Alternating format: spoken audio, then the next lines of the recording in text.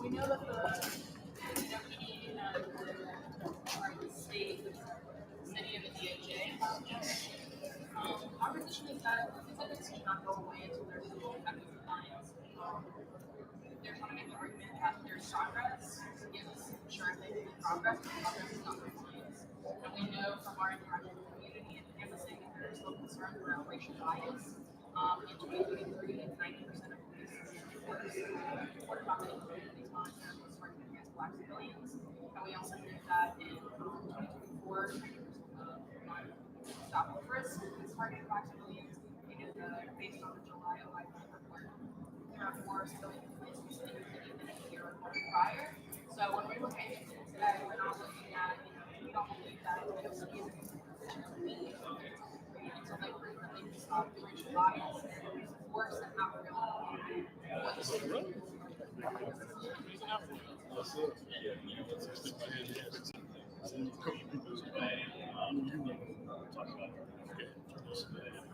Just, I help them with all of that audio visual. Yeah, like what's the difference? Because now we have the DJ.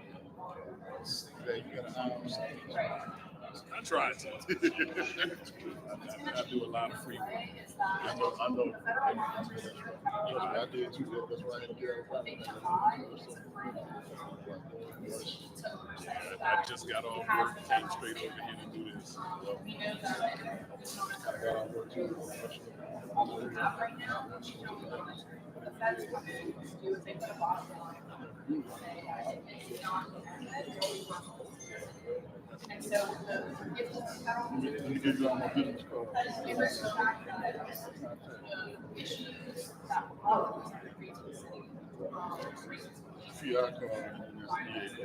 corruption that we can still see today.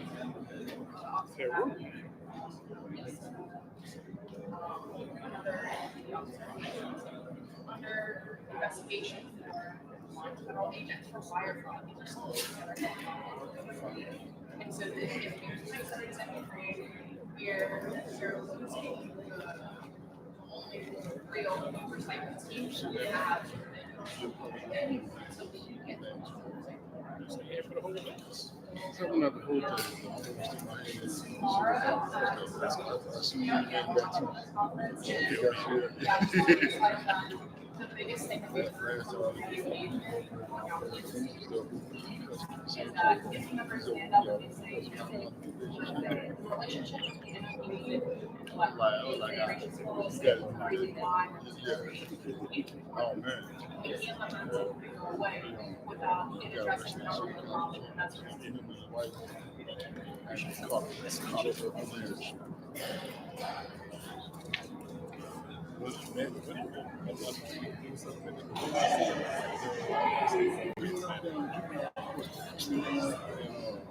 Just walked in and started taking pictures.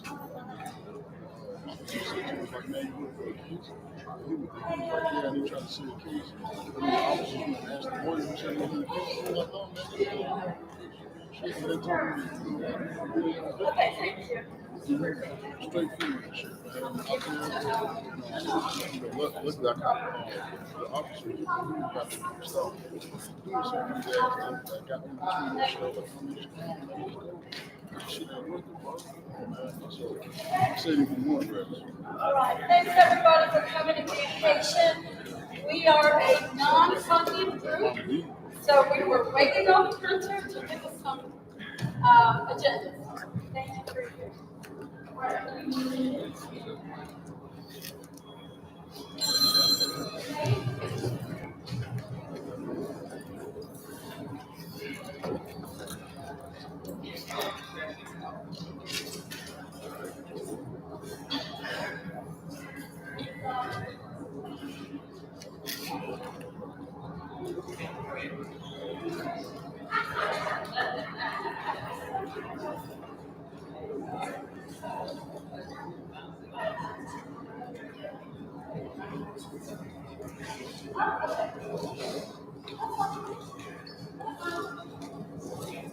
Okay. Good evening, everybody. This is a meeting of the First District Police Community Advisory Board, and this is our third quarter meeting. Our first and second quarter meetings were focused on the new crime and how we would navigate this, understand them, because that was a huge source of community concern. Can you hear me? Okay. Oh wait, here we go. Starting over. First is Police Community Advisory Board. Can y'all hear me? Yeah. All right, thank you so much. So our first two quarters were focused on the new crime laws, because that was a huge concern for the community, that these laws were getting passed in the state, and that we would be especially affected in the Orleans Parish and our first quarter, we had Professor Bill Newton, Judge Walter Hunter. They came and wrote down what was going through the legislature at the time. Our second quarter, we had Representative Rolando Knox, who came out and broke down what actually passed. So based on that and community input, we put together a set of recommendations that we submitted to the police department, because that is the process of PCAB. PCAB was created under the consent decree to provide a vehicle for the community and the police to engage, to improve community and police relations, to inform the public, and to submit recommendations around policy and procedure to the police department. So we're very thankful tonight that we have Sergeant Dave Barnes, and later on we're going to have Mr. Attorney Jason Williams, because we also need to know not just what the NOPD is going to do on the street with these crime laws, but what's going to happen from a prosecutorial standpoint. So what does the DA do, right? And that's really important to understand how we handle these new laws. We did originally have this meeting scheduled right when the hurricane hit, and we had originally a Louisiana State Trooper representative, because part of this discussion has to include LSD, right? And so we don't have that tonight, but we hope to have that in the future. The first part of this discussion, as you may know, or may not, the consent decree that has been attached to the NOPD for 11 years. NOPD, the city of New Orleans, the Justice Department, filed on Friday to remove the consent decree after 11 years. So we have Deputy Chief Garden, who's going to give a statement about that. And I have a statement from Michelle, Office of Independent Police Monitor, who's going to make a statement. I have gotten a statement from the Federal Monitor as well. But the biggest thing to keep in mind as we go forward, we have a 45-day window for the community to engage and let the federal judge and the federal monitor know what the community is feeling about it. So right now, I'm going to turn this over to President Theodore, because we need a prayer, y'all, and we have to pray for our friends who got shot right now. 1 second. And after everyone, when everybody say, I close a God. What Heavenly Father, we come to you at this time, Lord, today, on behalf of the community. Father, we're asking you, Lord, that you bless this community being, that everyone here come with an open heart and open mind. We bless all those that's in leadership in New Orleans. The police department, first district police, community advisories, the board, the PCAB, and Lord bless Ms. Morgan for leaving everyone together in attendance. We also ask you, Lord, that you graciously provide each participant with the questions and concerns, and I hope you all will bless. Amen. That will be. And Ron, going to pass out the, yes. Okay.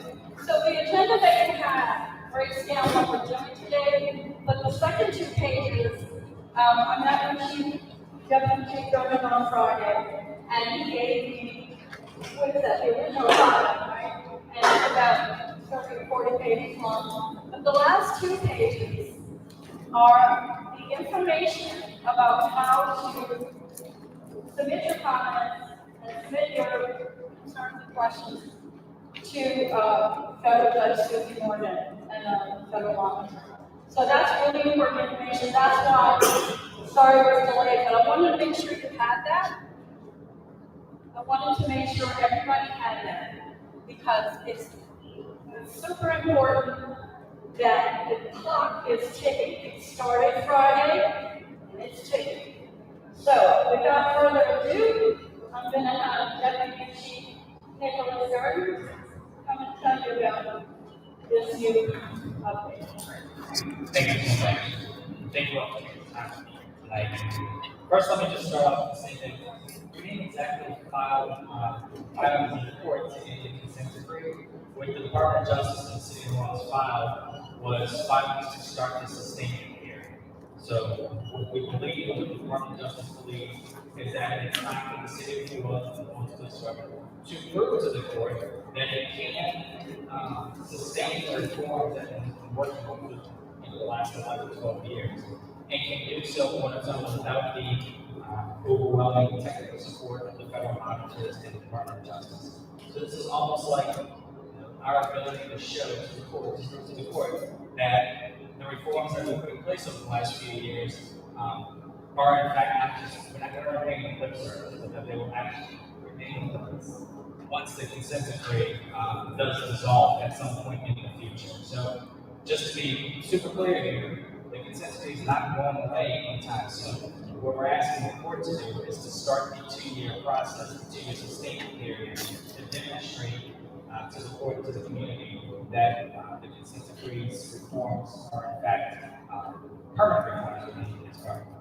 A few other parts of this is that there is no ruling yet, right? The judge is going to take the time to kind of look at all the data and documentation, and she'll make the appropriate ruling at the time. But one of the things that the court has really indicated is that they would like to hear from the community what the community's thoughts are on this. And so I'm so glad that you were able to kind of give them the judge's instructions on how to get in touch with the court, and then there was a hearing where individuals will be able to allow to provide verbal testimony to the court. I also put a few copies of the sustainment plan over there in the back, and It's available on our website. We uploaded it all Friday afternoon. So if you go to NOLA.gov, go to the recent markets page, and then look for the consent decree tab, it's about 4 documents that you can, in fact, repeat yourself. Our filings and some other documents that the court issued in relationship to filings. So what does the sustained plan look like? Well, it basically set a number of benchmarks over the next 2 years, and not from the date of the file, but from the date that the court actually issues the order. If the court accepts our plan to demonstrate sustainment, it has a list of things that the police department has to do to show that we got it right. We're able to police ourselves, that we're able to provide the level of service that the community deserves. And there's a bunch of benchmarks in there with timelines, and there's various reports that we'll be filing publicly so that people can see what the progress or lack thereof is. And then it also, the system plan also kind of breaks down what happens if we don't get it. What happens if there is any kind of deficiency located throughout the next 2 years or so. So that is, in a nutshell, what's in the sustainment plan. If you go to the attachments, which I know most of you have copies in front of you, it's almost like a very in-depth list of things we have to do. Each attachment is a new kind of part of the plan that has to be proven. And I think one of the key parts of that is that attachment A, which is the PCAB plan, if you will, is blank. And it says, it will be filed within 15 days of the court order because we need feedback, right? So before we file a plan that's going to impact police and advisory boards, there needs to be some further discussions on what the resourcing of those boards will look like in the future, what the structure of those boards will look like, what neighborhood engagement office's role will be as we continue to move PCABs forward and make them a more impactful and robust part of the community police department. So, and with that, I'll turn back to you. Thank you, Deputy Chief German. So, to clarify once again, is the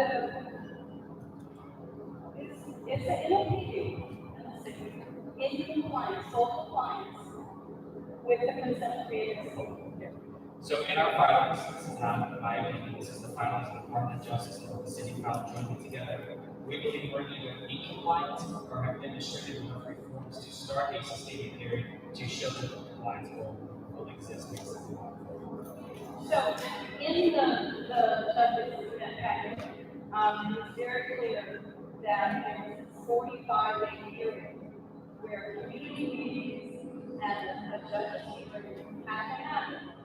Now, do you have a plan for that? Does the city have a plan for that? Because that's not a very long period. No, it's not. And that is what the monitoring team is currently working on, setting up some of those. The DOJ has to do their own outreach. We're here today because this was filed on Friday. Here we are on Monday. We gave the opportunity to come and talk to you guys. Certainly want to take advantage of that. There's also several email addresses in there that get feedback, and the election report itself will set up a fairness hearing. So the two big areas that we are not in compliance with, because I have to be very honest, y'all. I forgot on some insurance you guys over a year ago because all I heard from the community and from even the police, from the federal law enforcement, that PCABs were ineffective. I've been hearing that for 11 years. I don't know why they've been ineffective, but I made it my mission to try to turn that around because the timing was happening. So to build a PCAB plan, I think the community absolutely must stand to be part of building that plan. Would you agree with that? I would, and that's why we didn't file a plan until the meeting with the PCAB employee. Instead, there is this whole feedback process that maybe we set up a PCAB plan and incorporate that community feedback. Okay. I think what I'm saying to everyone here, some of y'all have been engaged in this whole process, and I really appreciate that. Some of you have been watching from afar, but this is the moment that we all need to step up and we need to let all of our constituents and all of our community know that this is happening. And I will take it on our behalf as we did tonight to make room in this agenda for this very important scenario, because if we don't have a community in all the creation of the community advisory board. That's not a good look, and I don't think it's good. Thank you. That's why we didn't issue a plan. Yes. Without getting that committee. Okay. Well, and so I'm trying to go new all to stay in touch with us, so we can create a community to make sure the community knows when those meetings are happening and how they can participate. Right, and I would also suggest, don't wait for the meeting to happen. Start formulating your thoughts and putting them into those email addresses that John provided, so that they can be incorporated into that. Perfect. Okay, thank you. Thank you. All right. So, thank you, Mr.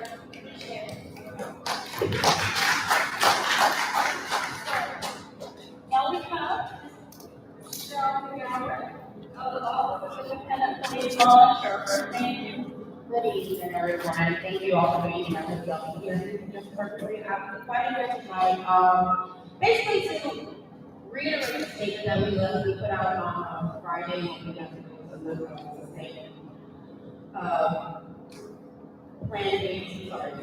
The motion for 2000 to enter the state here. So, Margaret, again, to come out here and read this, but I have a couple of comments that I can give to anybody that wants one. It is also found on social media, and that is on Instagram at NOLA, OICM, and on Facebook at URC. Again, the most important part of this too, I do want to reassure the community and everyone else that our office is here for the consent decree, and we're going to be after the consent decree. Our work is not changing. We're still in it to make sure that we uphold accountability, trust, and, keep the community connected and all what we did actually issue. So today's joint motion was filed in federal court. Sustained period from the consent decree by the parties of the consent decree. The Office of the Independent Police Monitor is not involved in this determination, nor is it in the role of the OIPM to participate in such determinations. However, the OIPM echoes the call of the community for an opportunity for the voice to be heard, considered and weighed in any final compliance determination made by Judge Morgan, and be incorporated into any subsequent sustainment plan that may be approved by the court. The motion is a request for the court to approve the city's entry into the sustainment period in accordance with the attached sustainment plan.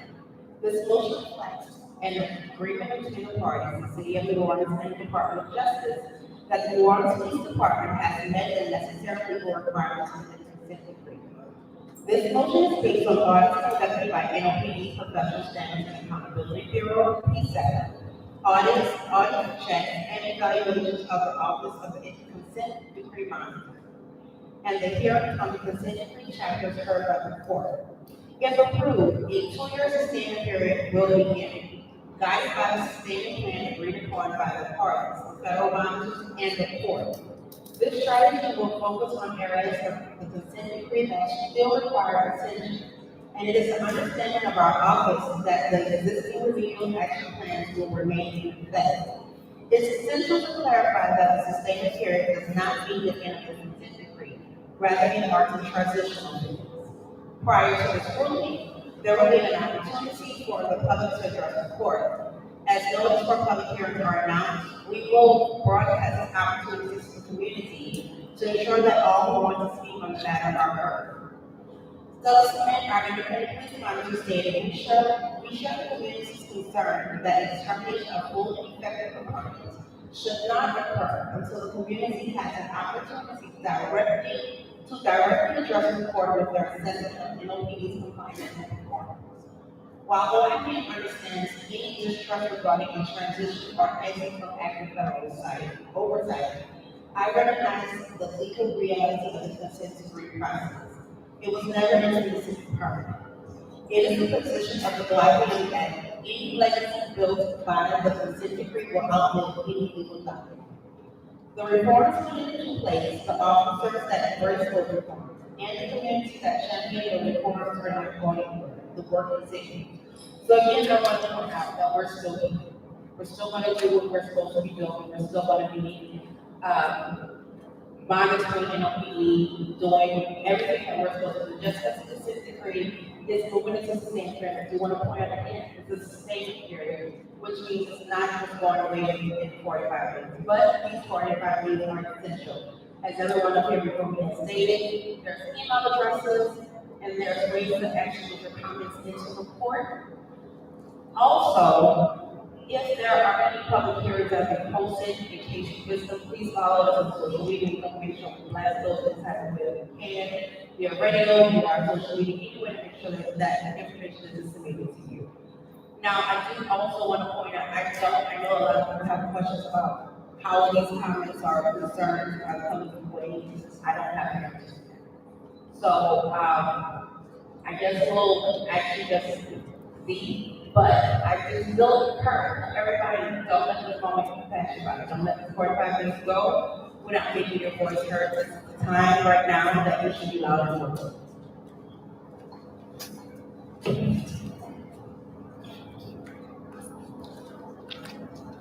Thank you, Michelle. I really appreciate that. Right now I asked the federal monitor, David Douglas, on Friday if we had a statement, right, about this, because this is big news, it's a big change. He did not, but he did do one, and I received it just a little while ago. I'm going to read it. It's not very long. Monitors public statement regarding the party's joint motion to begin sustainment period. On September 27th, the Department of Justice in the City of New Orleans filed a joint motion requesting that the Judge Morgan permit the city and the NOPD to enter the sustainment period of compliance.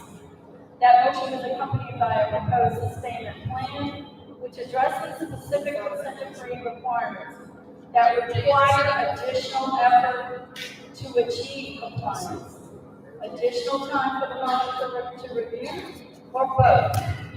That same day, the court filed a notice to the public that explained the process the court would follow. The notice provides that over the next 45 days, keep saying that 45 days, the monitor will hold a series of virtual and/or in-person meetings to hear community reactions. The notice also states the monitor will inform the court, so that may be part of how community comments are going to be passed on. The monitor will inform the court of all issues raised in the course of those meetings. Public feedback has been and will continue to be an important component of the court's and the monitor's evaluation of the state of the city's and NOPD's compliance. I'm going to skip a little bit. Okay, here's some new information. Consistent with our approach to engaging with the public and the court's notice, the monitor will hold a virtual public meeting on Tuesday, October 8th, 2024, 6 p.m. Central. Of course, that's community-wide, not how I can start. Yeah. Okay. All right, so I'm going to say it again. The federal monitor will hold a virtual public meeting on Tuesday, October 8th at 6 p.m. Central. Okay, if you guys have a pen, y'all can write it down. Looks like his direct email. A. Burns, B-U-R-N-S. Oh, is that what I missed? Okay, I'm going to skip to that. That should be, okay, here we go.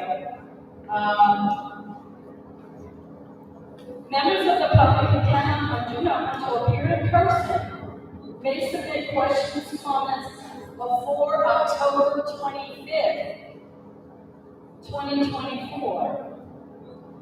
Does that sound a little less than 45 days to you, Michelle? Yes? I'm not sure. Yes. Okay, I'm going to say it again. Members of the public who cannot or do not want to appear in person may submit questions, comments before October 25th, 2024. Okay, I think what our purpose was here tonight is we saw that need for Friday.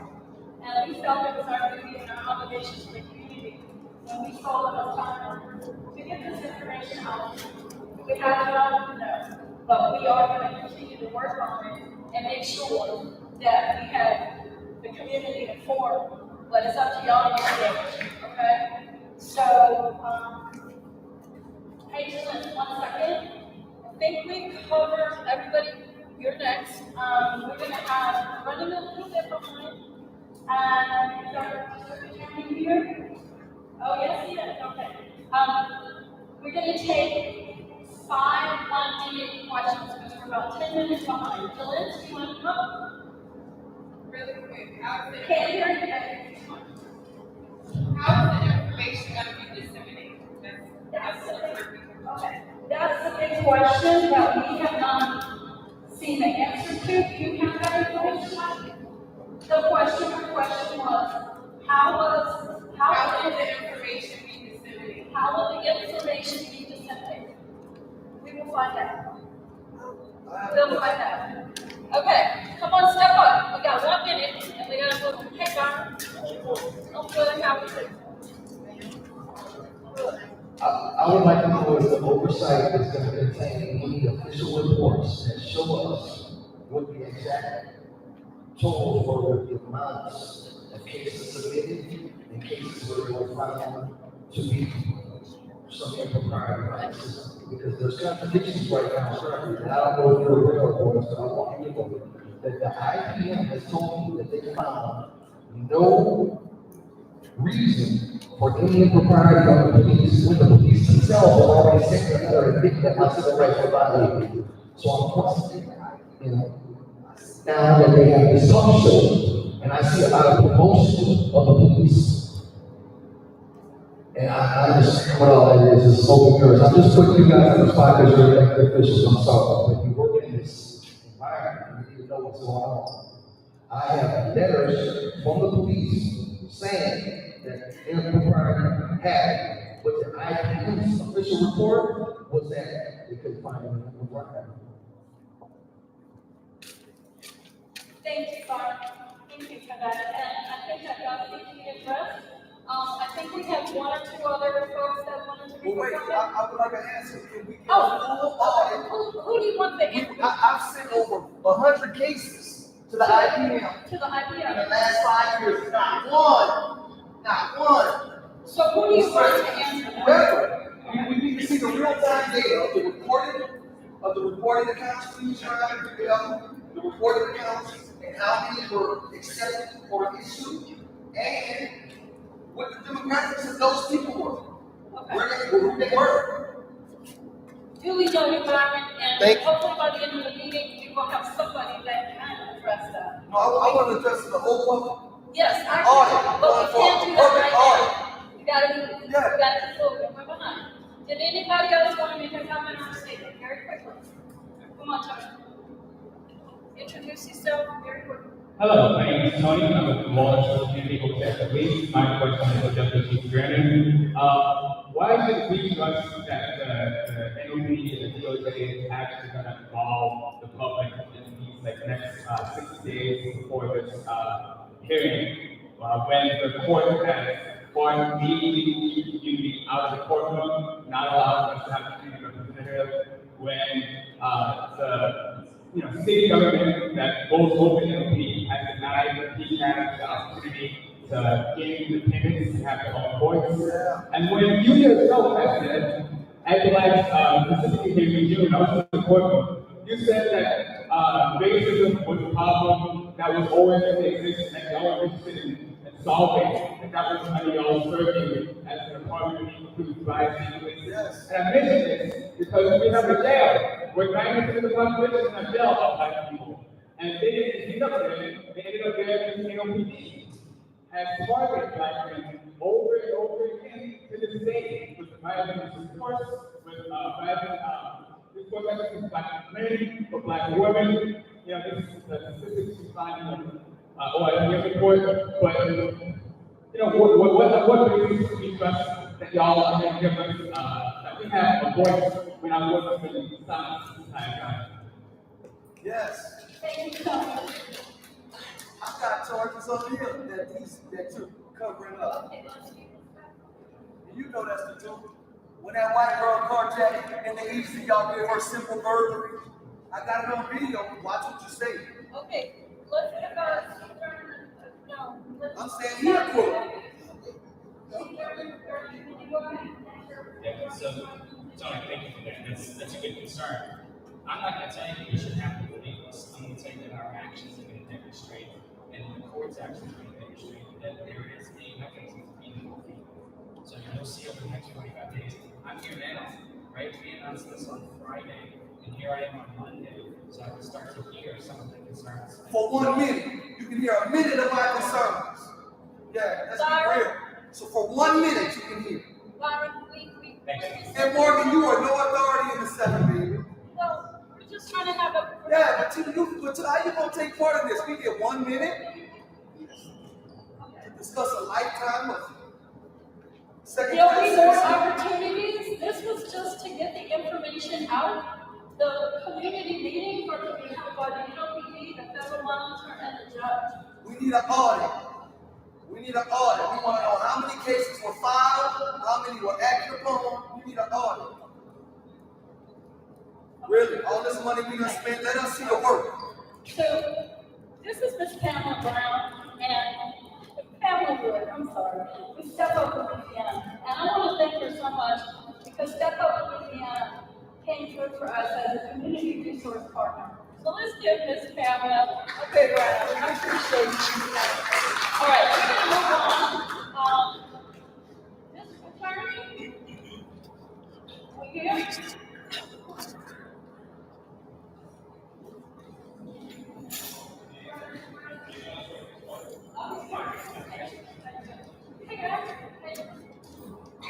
All right. Well, I'd like to just recognize some of the folks as they've been already. Hello. So, Candace, did you have a question? Okay.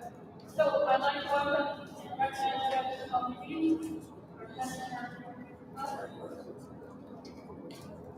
Mr. Louis Sharman, Kim Sharman, we appreciate you being on the court to make all you do. And we have a lot of great people here. So we're waiting on the district attorney. And Lee, did you have one more question? Okay, I thought you did. Come on up. Oh, have one. I'm sorry, y'all. This is fun. Representative Alonso Knight, man, thank you for all you do. We appreciate you coming. And I see my friend Jacques back there. You got to kill time. All right. And speak to your friends. Come But on. we can't talk about the serious issues. We're That's trying what to. I just want to document that. Thank you for your patience. Thank you for your But patience. we can't talk about the real issues. Go ahead, Ms. B. I just want to clarify the question that you're taking. You're saying that the motion that's filed will say that y'all have taken steps in the right direction. Because I guess I want to know why don't y'all wait till y'all prove it. So they, That's what I'm asking for, the audit. That's what I'm asking for, baby. why have the person put away? It got in the sense of a professional meeting. Why not wait till it can be fully proven before you say open the door? Latoya sold us out. The city of New Orleans and the DOJ is who proposed Thank you, it. Ms. B. And I'm gonna, you understand the question? Okay, thank you. Okay. So we have to show that we can do this water for 2 years without the DOJ and the federal office kind of putting the so you can't do it by yourself if they're still there every step of the way. So we're asking the court to give us this 2 year sustained period so that we can demonstrate that we can do it without them guiding us through it. It's like a thing on the tree. What to deny is our claim. It's like the insurance companies that That they can do it without being agency. Right. I guess my point was, have we had something to say, stop babysitting people? Have we had enough numbers of improvement to say, I'm okay with you taking the training program? If we don't have enough sustainable evidence to say that y'all moved in the right direction, don't ask me to take the training program. No, that's a good point. They have no evidence, B. They have no evidence. That's what I'm asking for, an audit. Okay. So we haven't had a consent review, we audits,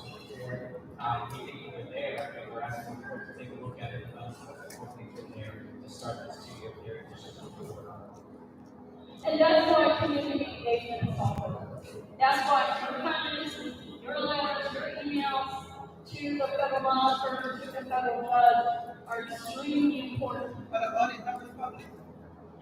The audit numbers are public. Where?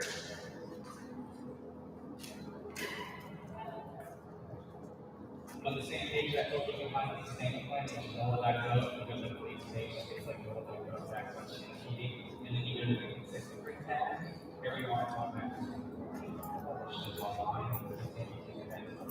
And do they give a disposition, Cap? Do they tell whether or not the NOPD was at fault or not? They have to give scores on every audit that we conduct. There are various scores on different agencies. For every audit, it's not like yes or no, it's a bunch of different things that are measured. And we will be able to decipher what that means in real time with the federal government's. There are Okay. And that was that.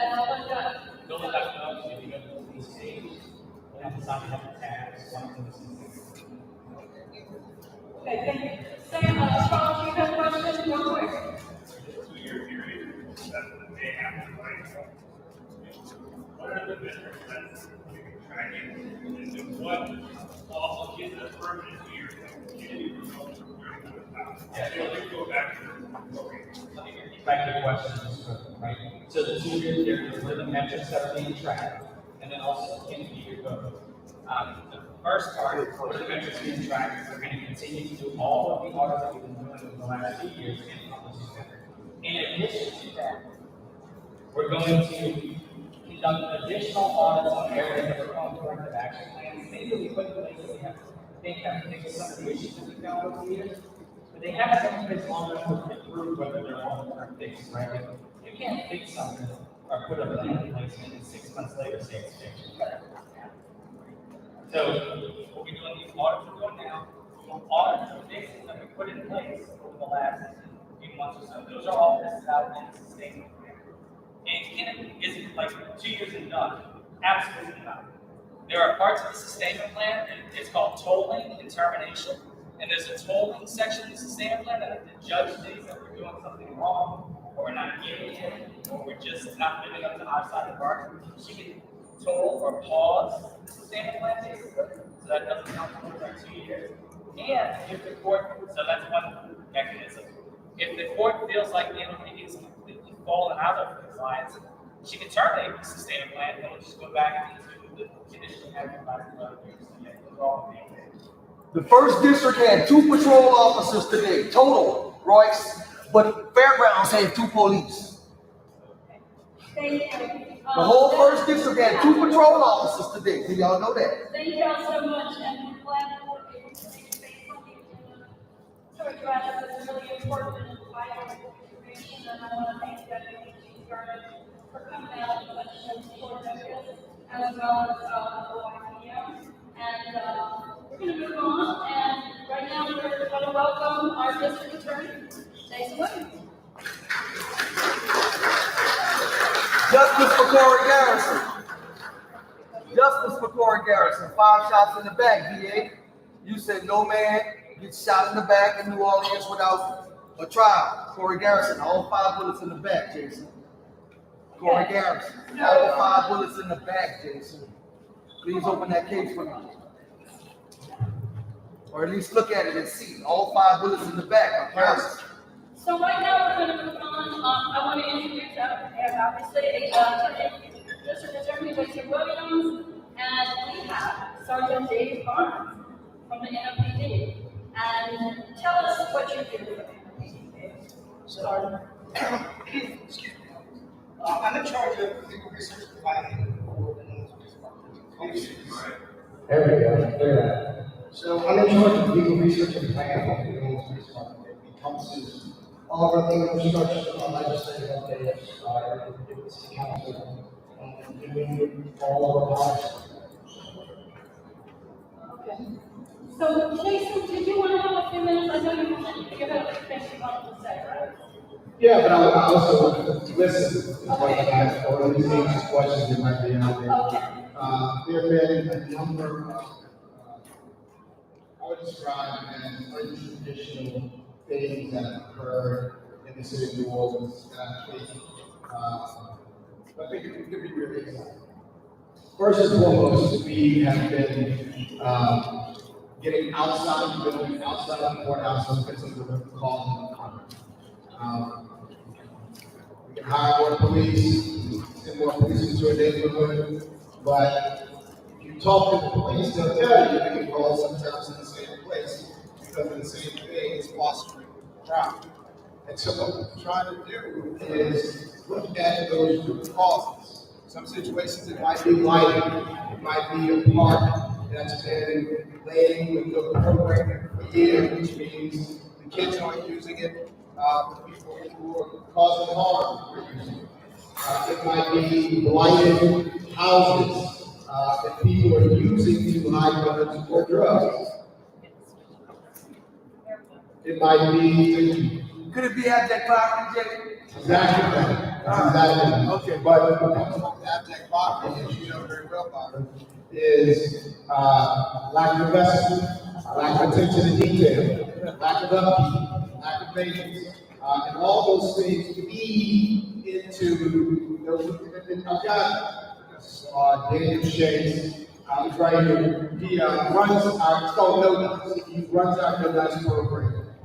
He worked in Baltimore, former police chief Harrison. He's working with the DA's office on that thing.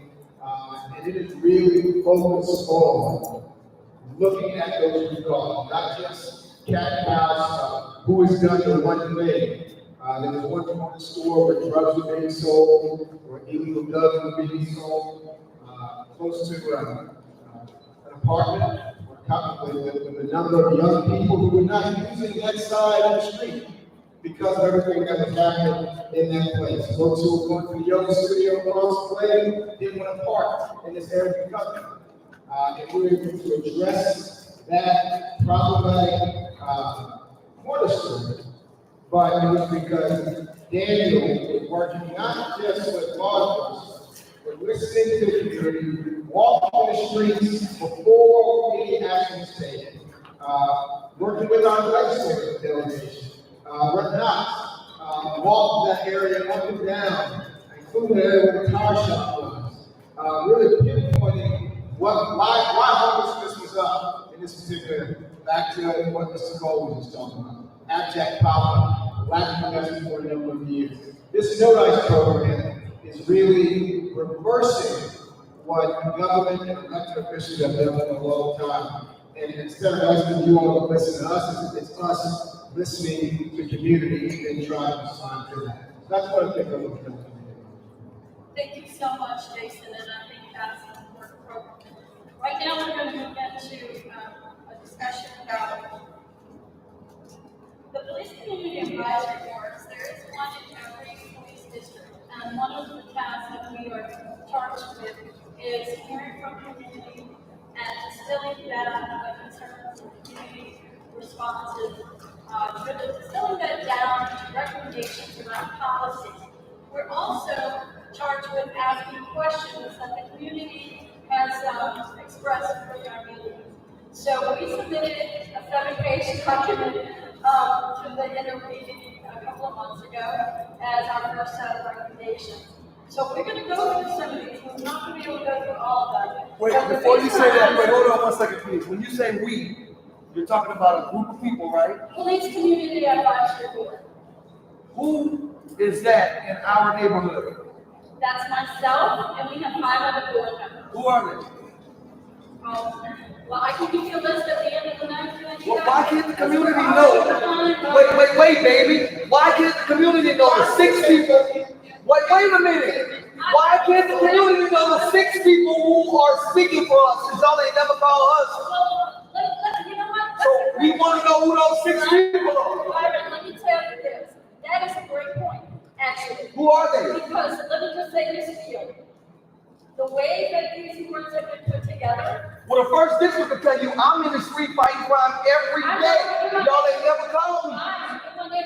Yes, recruits. So who are they? The 6? Let me just say this. This is important. Listen. The entity that recruits, trains, and assigns board members is the Mayor's Office of Neighborhood. Thank you. You're welcome. The mayor. That's why the real people who know about the crime, Judge, that's why we're not getting consulted. Thank you, Bob. Yeah, Okay, everybody's so watching. The first question, and this goes to the effectiveness of police community advisory board. And I've asked the sergeant to see if he can come up with an answer. In the last 11 years that PCABs have been around, maybe those are consent decrees, how many PCAB recommendations of all PCABs from the formation of PCABs have actually resulted in an NOPD response and NOPD action? So, this is, I mean, definitely those is an easy one to answer because it hasn't been tracked, right? So, 100%. We've done tracks, across the government department, put out those documents. That's coming from Mayor's office of neighborhood. they receive the recommendation. We don't see all the recommendations. Sometimes we get recommendations from the districts as they tend together, as they go straight together. We don't have to make a differentiate where we got recommendations from without their own track. So we explored and everyone sort of agreed that that's something that we're going to look at doing. That's really so going back historically, 11 years, we don't have no track. Well, and thank you, Sergeant Barnes, because this highlights one of the main reasons why PCABs aren't working, because, and why we're told by everybody they're ineffective. So I think what's important, because again, we're all volunteer, we're not funded, we're not supported, and we, volunteers give up their time, they want to see results. All of you tonight here are here because you want to see results. And we're here because we want to see results. We're trying to build a relationship between community and police. So right now in this period that we talked about earlier, it's super important the community weigh in on police community advisory boards because they have to be effective, they have to be empowered. We also have to be able to track the work that we're doing so that the actual outcome is sustainable. Would you agree, Sergeant Brooks? Absolutely. Thank you. Okay, our next question, and part of the reason we asked you to be here tonight, Jason, is because it's one thing, like I said, we work all year on breaking down the new crime laws and what they mean for our city. People are very concerned because a lot of it is aggressive, and it, of course, doesn't work in New Orleans, it doesn't work anywhere. But it's one thing to hear from the police, and we're going to hear from them as far as what their response is out on the street and the policy. But the other half of that is what your office does, and how do you prosecute some of these things, okay? And whether you come up with policies and positions on that. So this first question, it may or may not be for you, Ian. In the OIPM 2023 report included troubling statistics showing increased use of force incidents by the NOPD involving Black women, 57% increase, and men, 10% increase. This information was of particular concern to the community present and multiple community members. So we'd like to know if the police department and the city are planning on moving to a sustainable period. Are they in compliance and use of force bias? You don't want to yell. So, there's several areas that you trying to talk about the on use of force. If you go back to the website that you mentioned, use of force has been audited thoroughly for the last 10 years in this department. And we work closely with the IBM's office because they also go back every year and give former people work on this. Just so the used to work with IBM's office. And work on these exact reports for this 10 years here. We go back and audit, they'll do a look behind all of our data, so that we can try and see actual numbers. And we have differences in the way we report certain numbers, specifically on statistical information regarding use of force. If you look at it in one incident, whether there were 3 people involved, that might be counted as 3 uses of force, but it was 1 incident of 3 people. And so the numbers vary depending upon what you're looking at, and they're all explained in our report on how to reach those numbers. Again, all of that information is out on the website. It's all on it, it's all the data is there. You can look at our reports, you can look at our training reports on our website. There's nothing about it. You look at the training over here, you see how we need to address and change our point things. And if we need to address it, we can.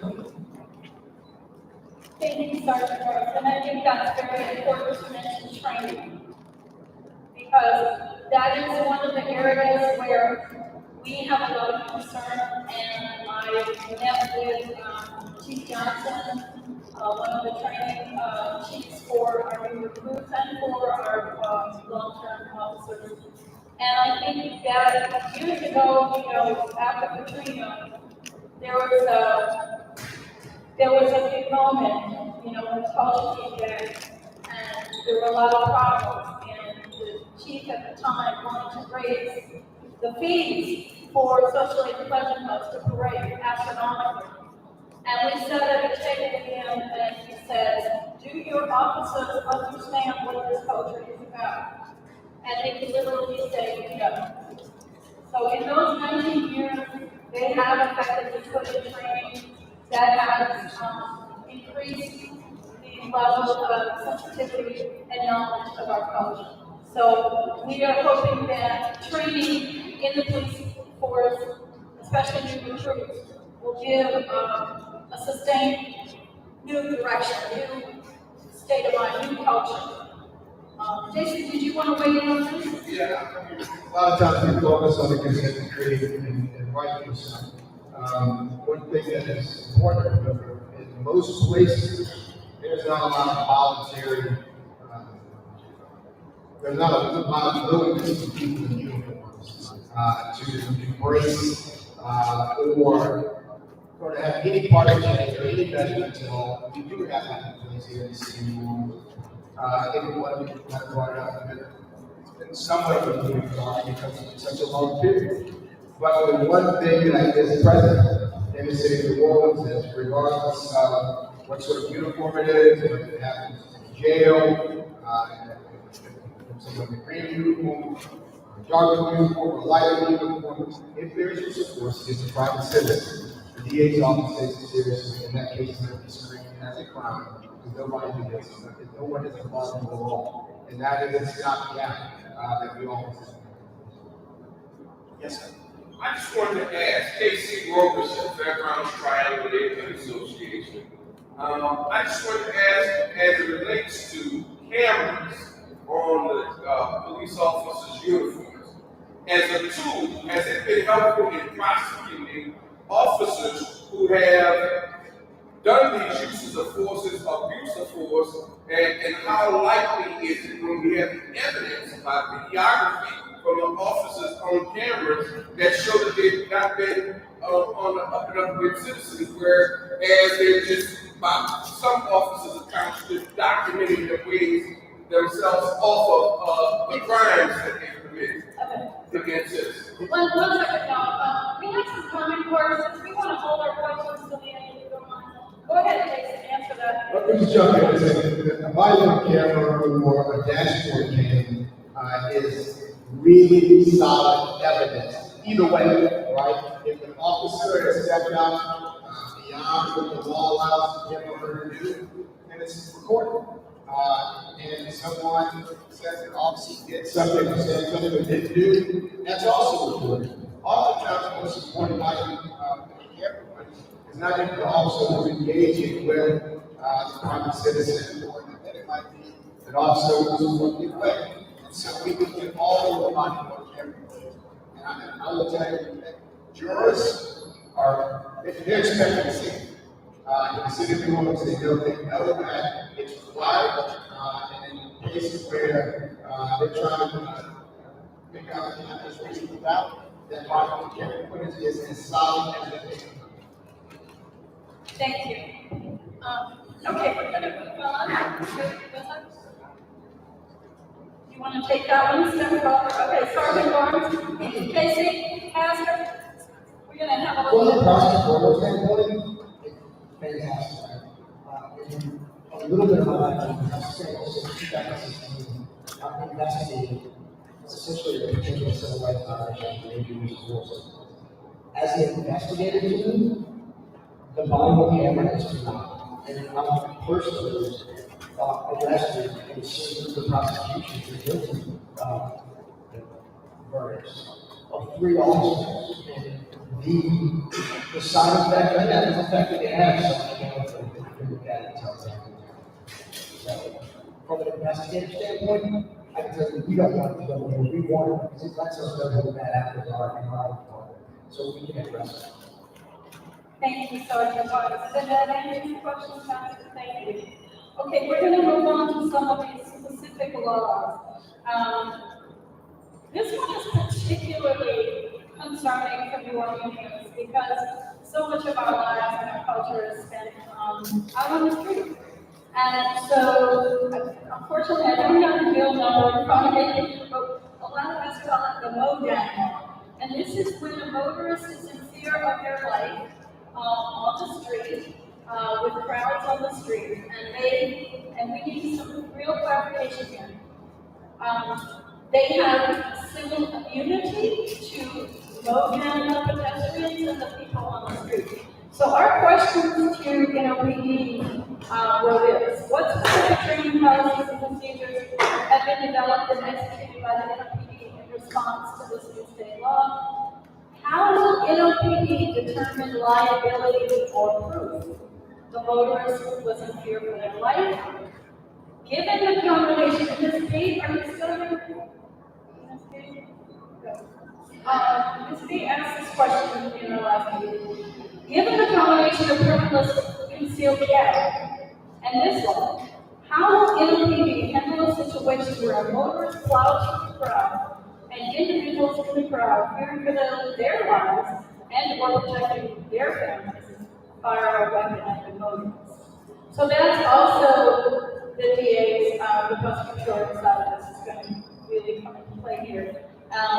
What considerations are made for New Orleans culture, street possessions, congregations, social and political parades, black mass and Indian processions, as well as larger events such as Mardi Gras Festival and other events where many people, locals and visitors, are in the streets? And how can NOPD, with their resources, give clarity on the civil versus criminal aspects of this law? I know that's a lot, but I think you guys get it. All right, so yes, there's a lot at play. The first thing I want to point is the fact that this is a law document. It talks about civil liability and provides certain affirmative defenses basically for civil suits. NOPD does not handle civil anything, right? We deal with criminal law.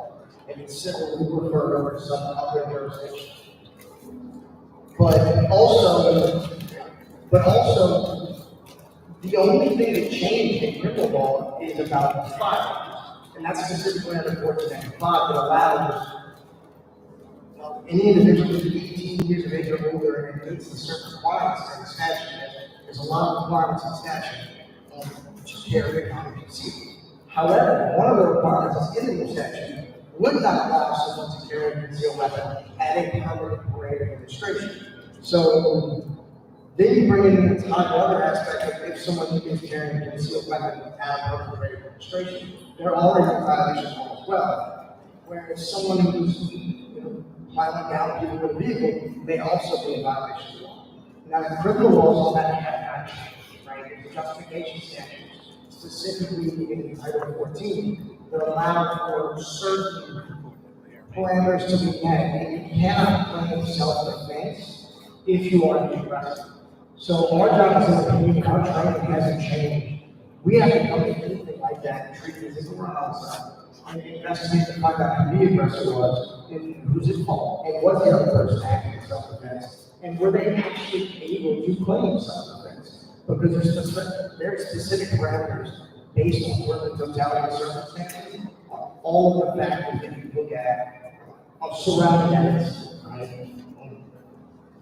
Well, we trained them and have that for years into our investigators, and this year we actually updated and take a step further and started doing this thing called Target 5, where we want all of our officers, anytime they conduct a stop, anytime they make an arrest, they point to as many factors as possible that support either reasonable suspicion or probable cause to legally justify their action. And we like to see a minimum of 5 factors. And you're not always going to have a minimum of 5 factors in every scenario, but that's what we like to target. So at least 5 factors they can point to reach that conclusion. As far as my use as a lawyer, your explanation. I got this. I'm going to be really candid with this group. I know that the Constitution says that you have a right to bear arms. The language is left out by a certain demographic. But this idea of adding more guns to the city streets, people's anxiety levels coming out of COVID are about 100 out of 10. We're talking about regular normal folks, like people in your family. Everybody's stressed out, right? And so, in the world that you get, there's no place like us. The way we congregate, the way we shop, the way we treat each other. And so, you think about how much we congregate on hard times. The idea that anybody,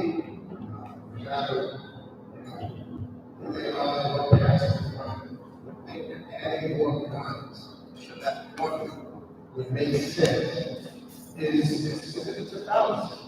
I'm proud to have requests for a long people in Capitol a few weeks ago. Revelation business. And I take that up to that house and going to a place that really seems performance. Sometimes it's better, although they take every dollar we make and earn and stick it around. But I do believe that the idea that everybody will have a gun is problematic. It's going to lead to some horrible consequences. And I tell everyone that I know that says, well, I'm a criminal. I say, well, look, if you find yourself in a situation and you pull that trigger, that is a fatal, could be a fatal, permanent decision that could change a person's life. So, just because the laws have changed and make it easier to get guns, you should encourage the people who know not to take advantage of that opportunity. As Senator DeBless tried to explain to one of his colleagues, all of the Constitution happens, not just this part of the right to bear arms. All of the Constitution happens. And people who always want to make sure that we remember that we stay to it.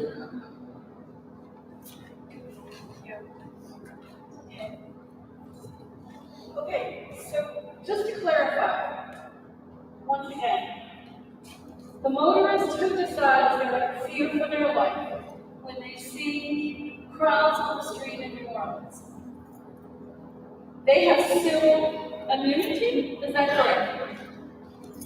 That's a different office for me.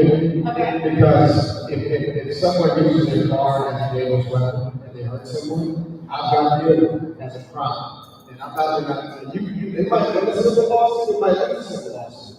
But freedom is much more important than that. Okay. And so, again, to clarify, Sergeant Buttons, the policy around this new law, how are the officers being trained right now? And are there any new policies on how to deal with this when it happens in the street? So, no, the protocol hasn't changed, right? It's a liability. He gave a great response to the first question. This was a simple law. Thank you. Okay. Neither one of these gentlemen in their capacity, their role is not changing at all as it relates to that horrible bill that you're referring to. Rather, not the fight against it on the House side. We did what we could on the Senate side. I call it, this is what I refer to it as standing ground on steroids. Because what it's trying to do, in my opinion, is send a message to people that go ahead, if you feel unsafe or if you feel uncomfortable, just go ahead and drive through a crowd because you're going to have an added layer of protection. But criminal standard still applies. So they can still be criminally liable as they would for other laws passed. So it changes nothing with respect to what they don't do or the DA's office. It's purely just an added layer of civil immunity to make it harder for any one of us. We're standing in the crowd or our second line of parade. It will make it harder for one of us to file a civil lawsuit against someone if we were injured or harmed or someone who was in the crowd. That's all it is. It's a horrible.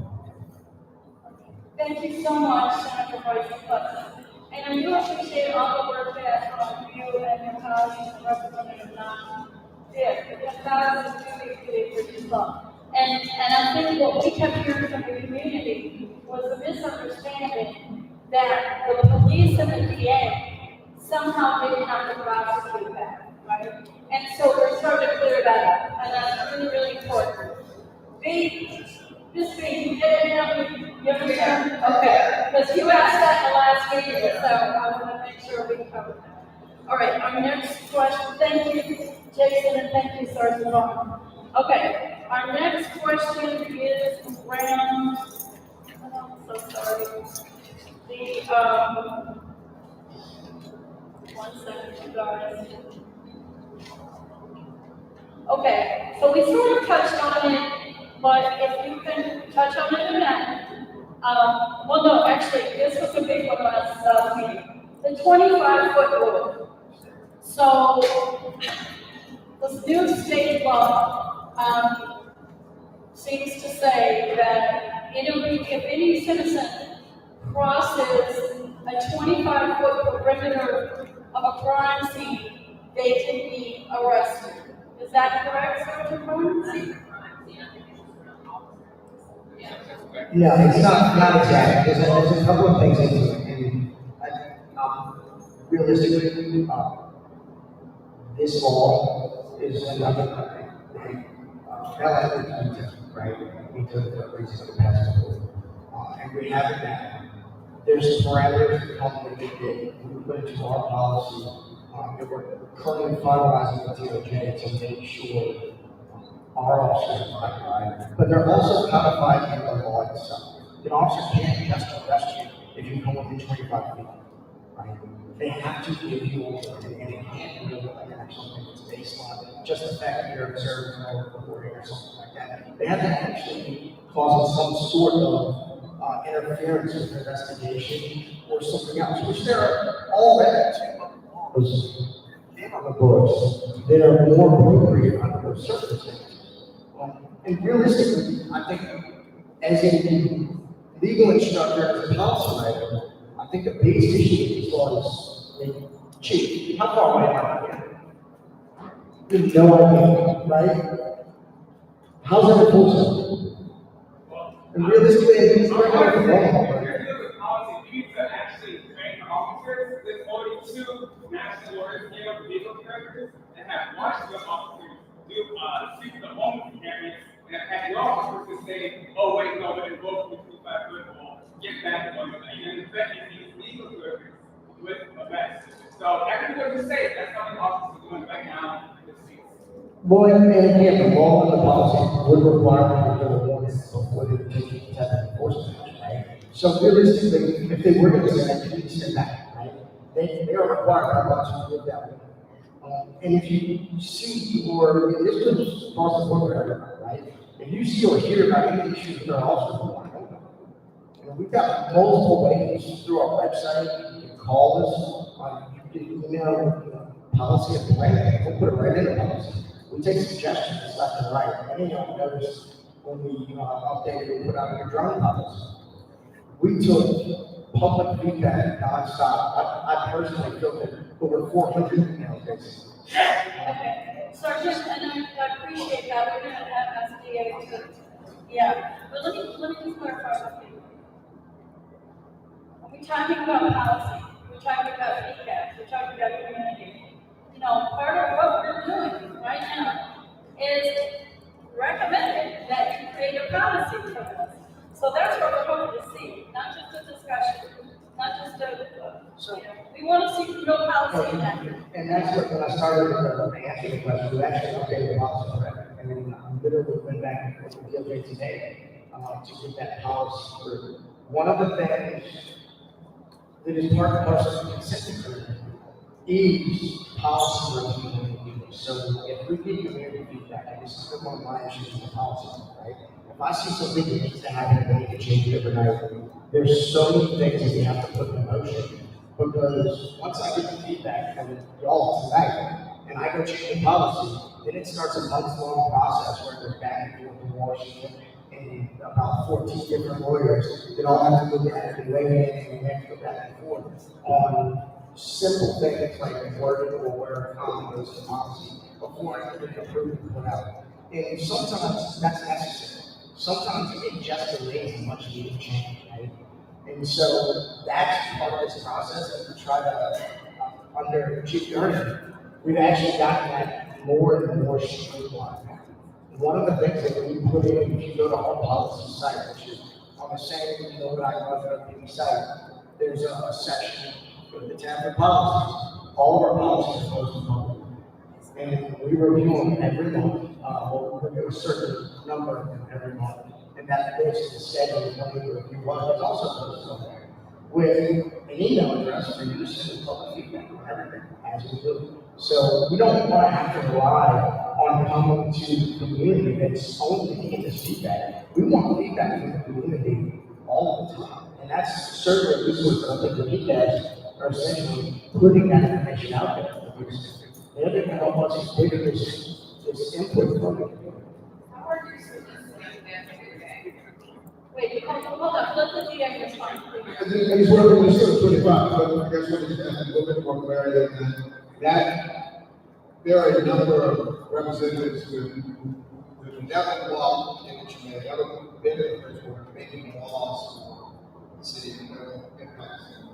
Anything, that all only made it harder to do this with.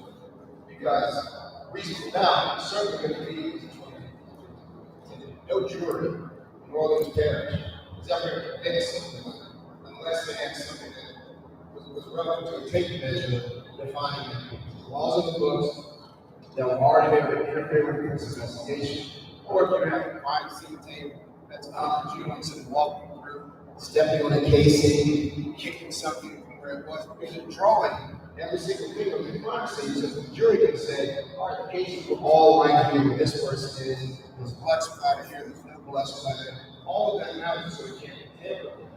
The laws are already in the books. The goal of these authors and that who wrote this is having chilling impact on activism, on people making sure that someone is not being abused, and it's trademark, right? It's not to help the people, it's not to help the public. It really is so seeds of this intent.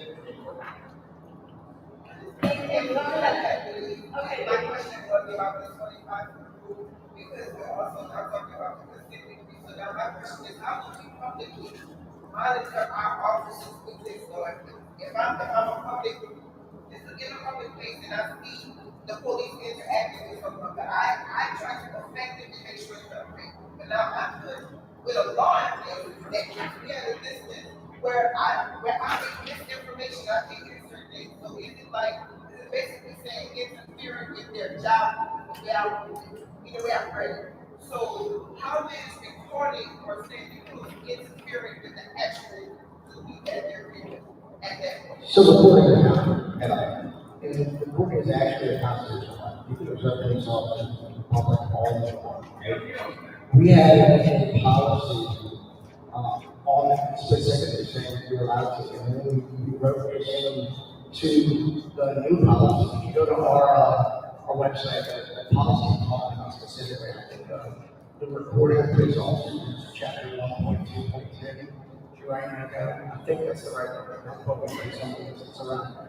1.9 is what's on the rest of the currently on there, right? And so as soon as they approve, it'll be on there. It has two paragraphs that are specific to that. And an officer can't give you a warning specifically with this law, based on the fact that you are reporting, observing, or even just like jogging, right? If you're just verbally complaining, we prohibit our officers from taking enforcement action from someone exercising their constitutional right to free speech, right?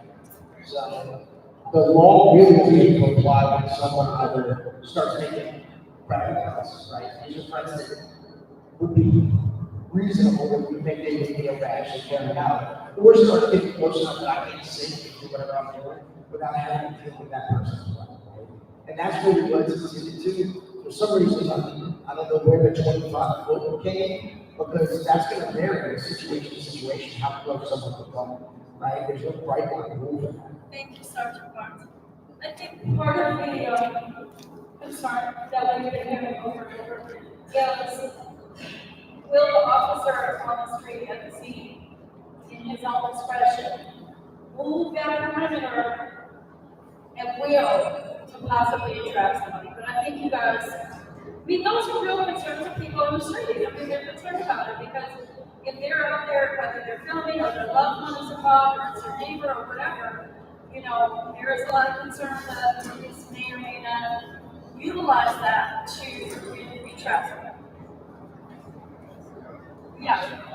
Roy wants to add something real quick. And I just feel like I need to, in response to your question, because these are the questions we raise.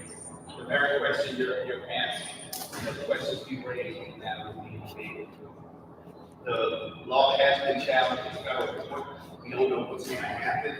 Hopefully, it gets struck down as being unconstitutional.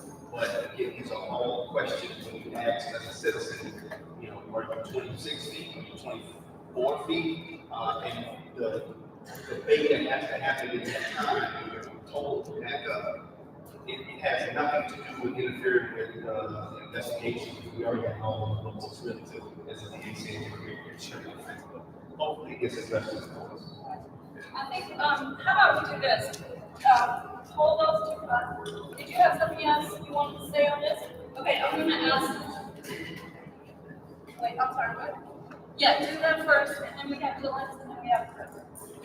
So, the other problem I have with this 25-foot in we have to understand every situation is different, right?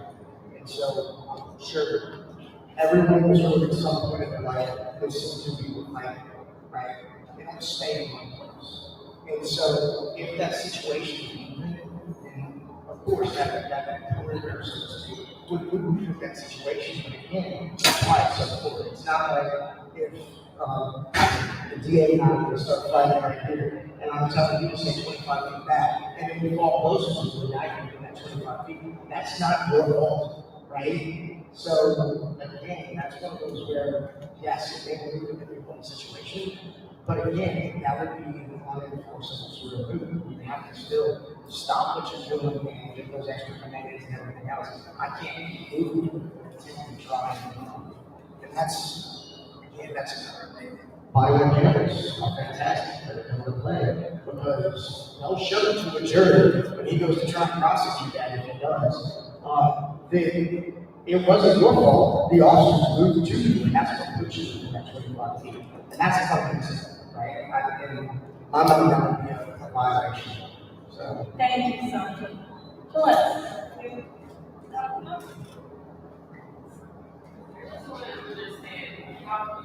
Take feedback from people. So one thing,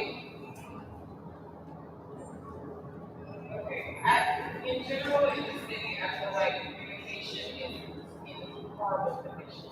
So I hear about a meeting 5 hours, 2 hours before it starts, or whatever. So with that, concern in mind, how are you communicating with people, and how do you want them to communicate with people? So there are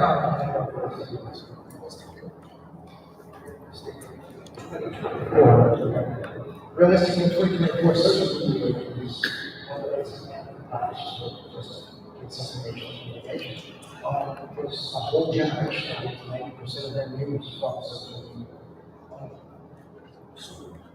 Chriselle, she's still here, I think she's still here. Yeah. There she is. She talked about earlier, they do a fantastic job of posting about different meetings throughout their time.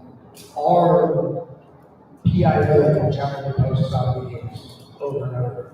Now, the problem with social media as well is if you post like 10 times in a day, that one post is going to get lost in the mix. You may or may not see it, right? The algorithm's changing constantly.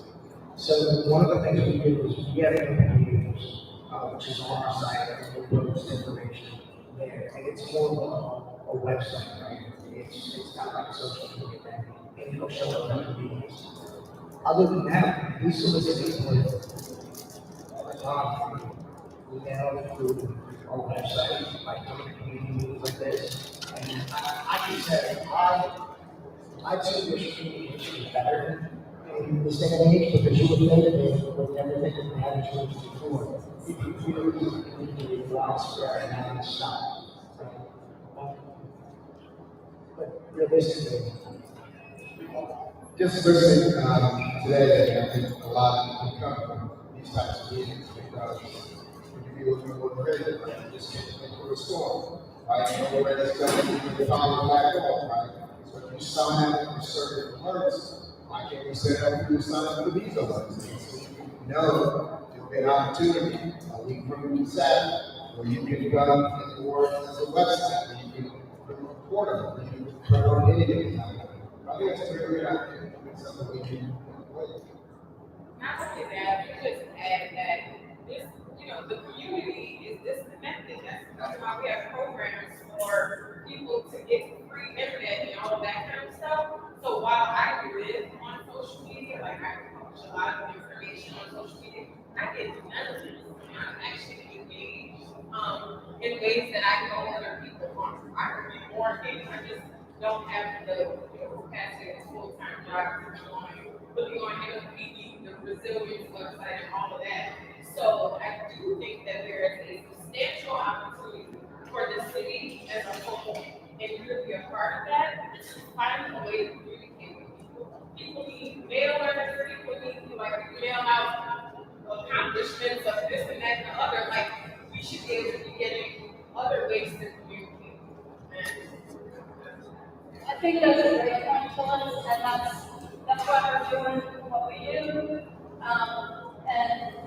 But I do think, and I know, that all of our city agencies, particularly our criminal justice system, as we can see, there's a lot of questions, and you're right. Does every citizen have the opportunity to spend, hours coming through dense language about, resilience and compliance and policy? And so I really would appreciate it to see more communication from Jason, from your office. And your office was great in coming to come out to this meeting. We really appreciate it. And Sergeant, you have been just incredible in terms of your wanting to come and share. So let's see more of that. Thank you. That's important. Okay, listen, right now we have one more, and then we're going to go into public comment. Okay? And this last one is the hard one. Permit listed sealed carry. And that has been an extreme concern of our community and what that means by lowering the age of permit listed sealed carry to 18.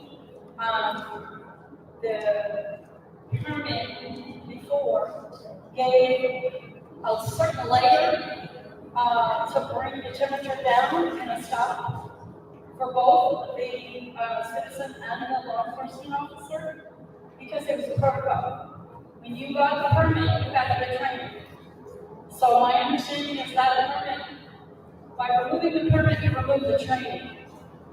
And that is a huge concern. As we're moving into a major season, a tourist season, but also a season where a lot of our people, this is the moment you have to make money to get some income after years of drought, right?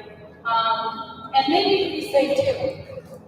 So in areas where people are going to work, where we know in tourist areas, there's a lot going on, so there's also a lot going on in the neighborhood.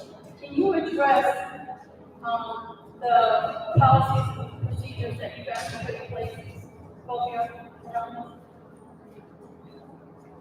So in terms of the law, I just want to say that without being all bad, wrong-headed, going the wrong direction, the idea that we can work together to reduce crime more so, all categories, more so than any other city in this country. People around the country are asking how we did it. In the middle of that process, they have states saying, you know what, let's reduce the age, let's get more immature people, and let's let them have guns, and let's not train people, and let's encourage more people to have guns. At a place where there is a crowd, festival, or a concert that is open air with no metal detector, let's just add some more guns.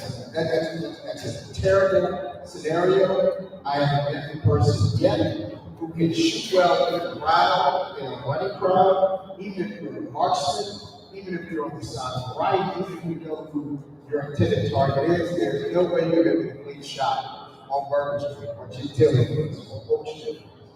And so I think we have to keep educating and making it really clear that you don't need to bring a gun on or you don't need, and there are laws on the books about that. But again, I believe that there's certain people in the city house who wanted to be a little bit confused, who wanted to be a little bit gray, because they want people to mess up, fall through the cracks, get caught in the system, so the system can put more people in jail, right?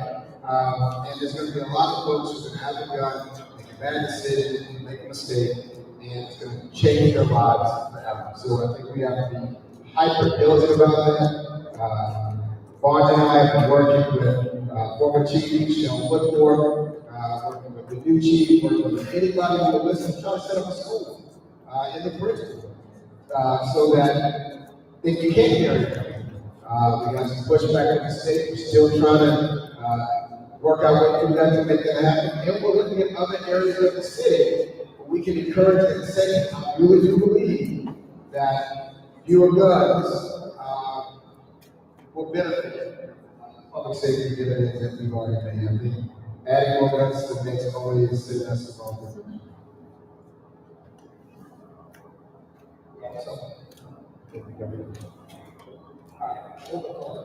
There's a lot of piggyback on something Jason said. There's a lot of messaging behind this law, and that if you are 18 years of age and you have a gun, you can carry concealed. And realistically, there's a whole section of the law that they added in, and we haven't seen it in here. They didn't cover it. It's not out there. And I've worked with Jason's office for the last 5-6 months on not only the school, but on training. And so we put together a training class for not just intermediate officers, but for any officers that use 1 and 10. So we've been training pretty much all of the agencies that operate in this parish. And most of the decision makers, including our dispatchers, on what the updates to the law, because what they didn't tell everybody is when you have a building, you have training. The training taught you certain things that you had to do if you carry concealment. Well, under the new statute, what they added in was requirements that would have traditionally only applied to public holders that now apply to anyone who is carrying concealment, which we, in our training, teach our officers and agencies to recognize that if someone's carrying a gun public, they may not know that they have these requirements, so you kind of have to be an instructor yourself anytime you're carrying a public, which is really shouldn't be in the first place. It's their actions, right?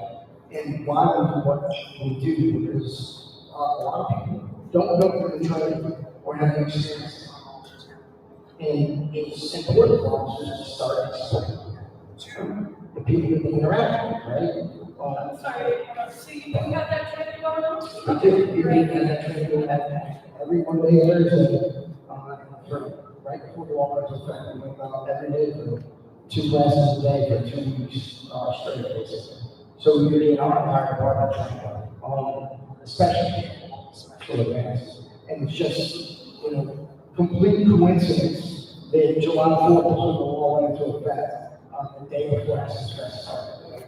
So, imagine the freedoms that making that come out on July 4th. So, but talks about the new stuff is also applied to people getting about permit because they put in requirements where they have to notify the officer that they're carrying. If a person is approached in any official capacity, they're required by the law to let the officer look at it, submit to a pen down, allow the officer to prohibit this something, and they're supposed to do this in a responsible manner. They're also not allowed to drink, right? You have to have a low blood alcohol level. The blood alcohol level for DUI is 0.08. It's half that of firearm. You're not allowed to carry a firearm without with a PAC level of 0.05 grade, which one shot will get you. So if somebody's walking down Burger Street with a hand grenade and they've got a gun, they're in violation, right? And so, or if they're walking down the street with a hand grenade and they've got a gun, if they're walking down the street with, I don't know, a joint and they've got a gun, they're in violation. Because you can't be under the influence of anything and carry a concealed firearm, whether it's legal or not. So if I were to have a surgery tomorrow and get prescribed Percocet, I wouldn't be able to carry my gun concealed while I'm taking Percocet. And these are all rules that are under the new law that just have not communicated out to people. So we've been trying to educate the public on that. Some of the owners, some of our Instagram posts, maybe around July 4th, I think we need to re up some of that messaging and get some of that, those PSAs out there. And thank you, Sergeant, because one of our recommendations was actually to work in a collaborative manner with the NPD and the DA's office and the community to create a Know Your Rights public service campaign as we go into these next few months, because people do need to know. And the people that came out here tonight, they're already invested. They're already interested. They want to know. But there's a lot of folks out on our streets who are going back and forth to work. They don't have, they're unsure. So I'm hoping we can all work together to make that happen. Think about the young people. Think about the young people who get information from their best friend. Like, okay, you have nothing. You have really? Where you get from? I mean, that's how things happen at that age, right? And next thing you know, they got they're walking down the street, and it's a student, right? Who just don't understand it because these laws are not clear. Because anytime you try to change the student laws at once, there's going to be a lot of and maybe That's a great point. So maybe it goes a little further even to create this public service campaign in collaboration to go into the schools with it. Because our young people really are, they need to be informed and they need to understand how they have to protect themselves as well. So when we're about to go to our public comment, did you have anything else you wanted to wrap up? Okay. Okay, Charles, thank you for that. Come on. Come on up. All right, now everyone, introduce yourself, please. Charles I was small business world, right? A couple things. One thing, if you're trying to with you guys, I think the formal implementation, you guys do very well.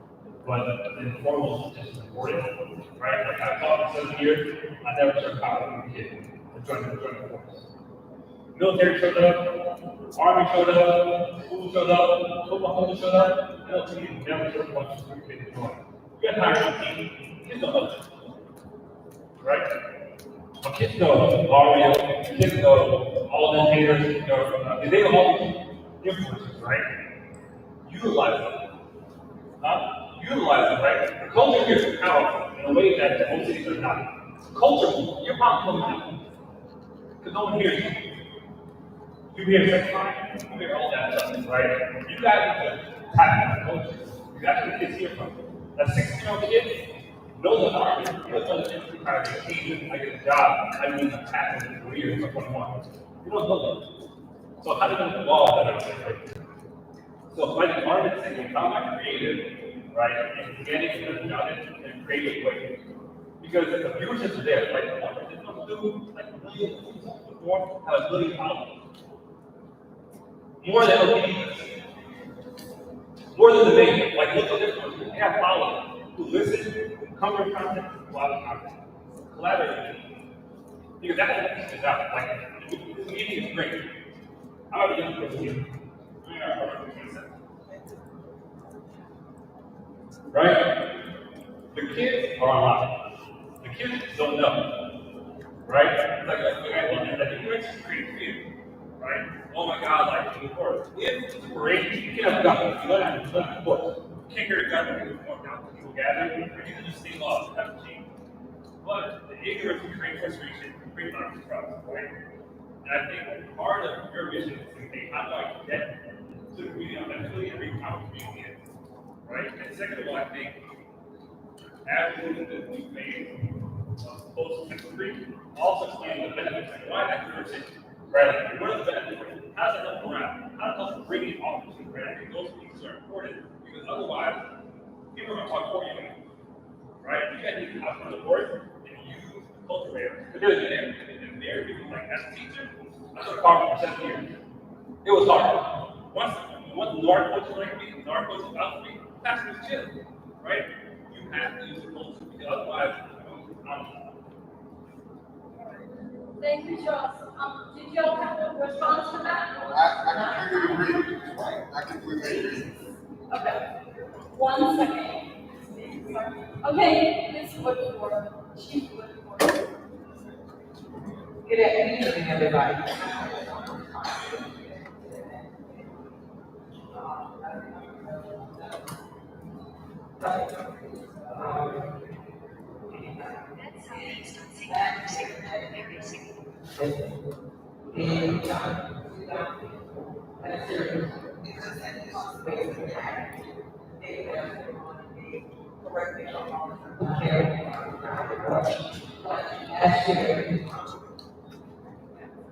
Yeah, I think they can't be on at the same time right now. Last year, we really had our kids engaged and involved. We had summer basketball, right? We did that. That was wonderful. We wanted to be, instead of being like young people into like crime, prison, and stuff, we wanted to be into something else. And so we said, hey, let's go way back, restart, because that's what we're, right? And so right before I left, before our time, it started, had the first semester program. So NOPD, they are the two tribes to reach out to the community, and we even started the citizens, junior citizens academy, where they get excited for going to the citizens academy. So I think they are, it's really hard. You have to be very creative when it comes to young people. Because it's not the young people that are, what we do young, right? They're social media. They're all those things, all that extra information that we didn't have. What we do, we go outside, right, play basketball, whatever. They're on social media, they're playing video games. So they're, of course, a little different. So it's real hard to reach them on that way. And then the thing about the openness of the lines of communication. Sometimes I think the DA's office, NOPD, even the sheriff's department, they have those open, even the house has those open space dashboards. They trying to be transparent and to the public, they put a bunch of information on websites. Like you said, I know everybody's not looking into the internet and stuff like that. I think we're learning, we have learned, we heard this to the community, because the community is always the number one ally. And so I did this, and I'll continue this. No, I'm not no longer the police officer director, the director of forensic incident. And I've always been invested in making the community safe, and making the community better, overall, not just in crime, but keep public safety is probably always something close to my heart, for a very long time. But it's anything that I can do to make the community safer, if education better. And we are different. You know, we can culture here is different. We just made it a little different. So, the new laws that are in place, they're legitimate. And I don't know if you've seen the news stories from the current superintendent, the DA, about how outraged they are about some of these new laws that have been put in place. It just don't even make any sense. They're not safe. They're not safe for people who carry guns. They're not safe for police officers who have to encounter someone who may be fit to carry a concealed weapon. So it's a concern for the community as a whole. And so that's why it's very, very important, so do this for shame, and everybody gets out under their bid. And vote up and down, not just for the presidential candidate, but everybody up and down. So make sure you're putting people in place that are going to do what's best for the community as a whole, and not some agenda for people are here. Thank you. One I just wanted to comment and kind of piggyback off of Chris. I am one of one of those influencers. I have like 500,000 people following me on Facebook. I have been a community and public speaker since 2012. But I don't gravitate to children. I gravitate to parents. And so what I have found is I don't have an avenue in the community much to help me get the parents. The youth is important, but I always hear about the youth. But if I get a youth for an hour a day that's going home to a broken mother 7 days a week, I can't effectively change them if I can't effectively change the home. And a broken mom and a broken dad is just as important as a broken child. So when I'm out here in the community and I'm trying to get the parents who are either don't know what's going on with their kids or are working 2 jobs trying to just keep a roof and the kid ain't listening. And I don't have nothing in my community that's for the parents. We're leaving broken parents and we're saying, hey, we need this for you, this for you, this for you. They're going home to a dysfunctional mother. And so I'm asking my community, my city, to partner with me to help me get help for the parents, single mothers who are broken, who are still making $10 an hour because minimum wage ain't being raised. And so she got to choose between a roof and governing her kids. And I don't know what to do with that because I'm turning around and just saying, we got to get the kids that's fighting. Well, who's getting the one that's got to govern the kids? So I'm asking if the NOPD, my DA's office, my public officials can partner with me and we can come up with ideas to do parenting classes, emotional support, things that are needed because the parents are broken. And I'm one of the only advocates that's not an advocate for children. I just partner with advocates for children because I'm trying to keep the family together, but we can't leave one component out. Thank you.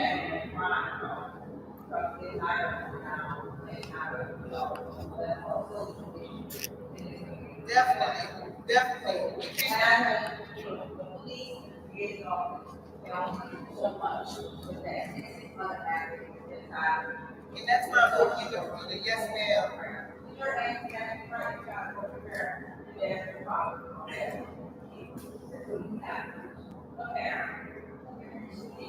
And then you don't know who got that have crime, that have education for years. We have a lot of all those social skills.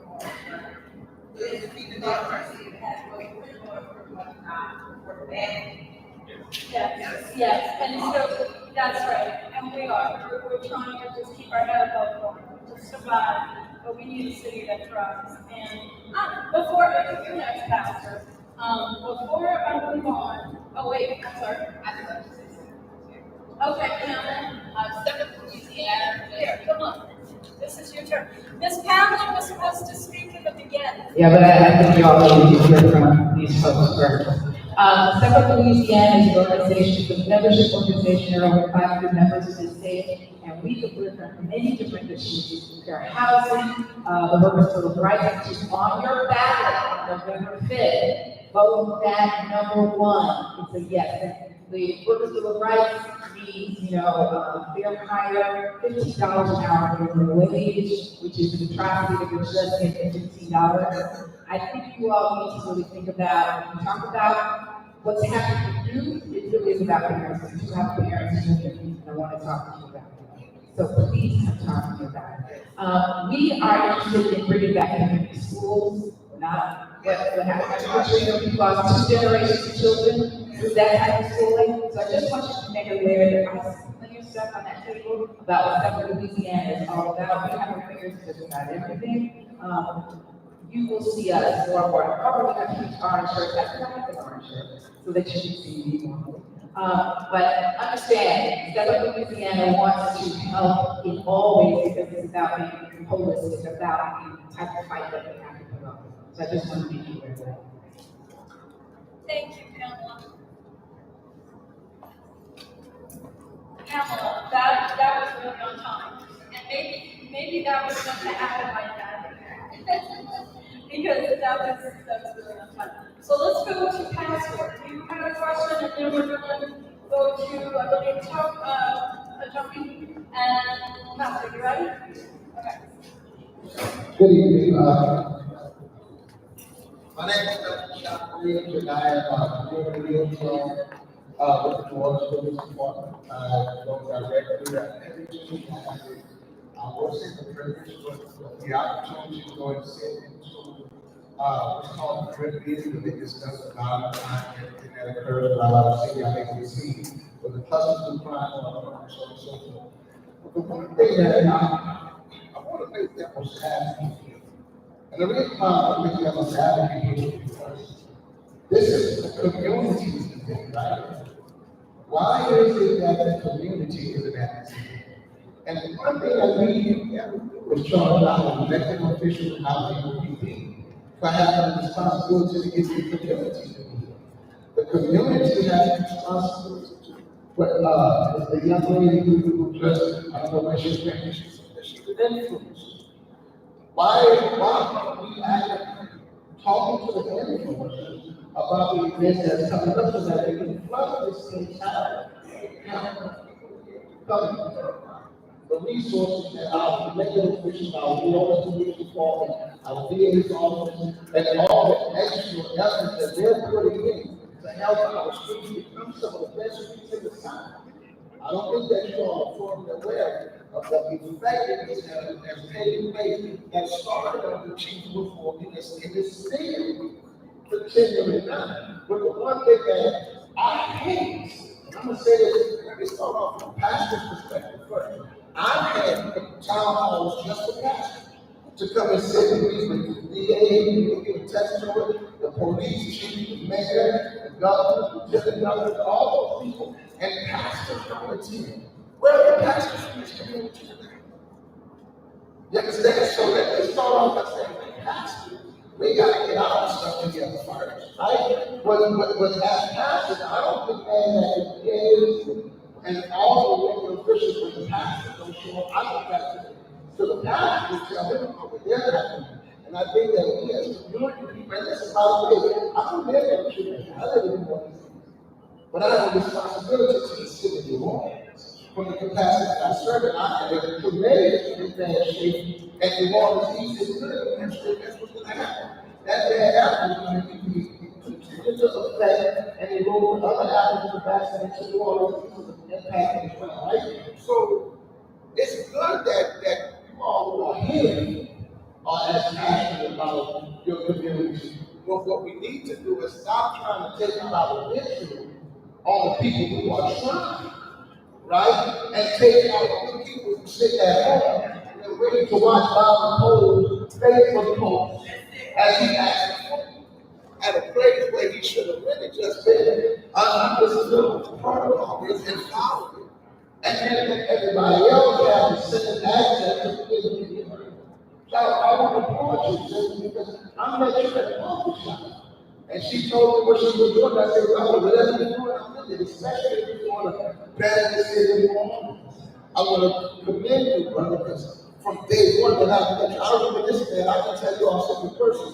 During the height of COVID, when it was just getting started, he came and met with a room full of pastors, 120-something of us to be exact. And you know what he said? He said, we need, from my perspective, pastors to help me He believed that spiritual involvement from our clergy would be impactful, and that we as leaders would come to get close to people, gangs of people coming to our ministry on Sundays. And he said, if we can get you actively involved and change the culture and the mindset of the people, not only does it protect our police department.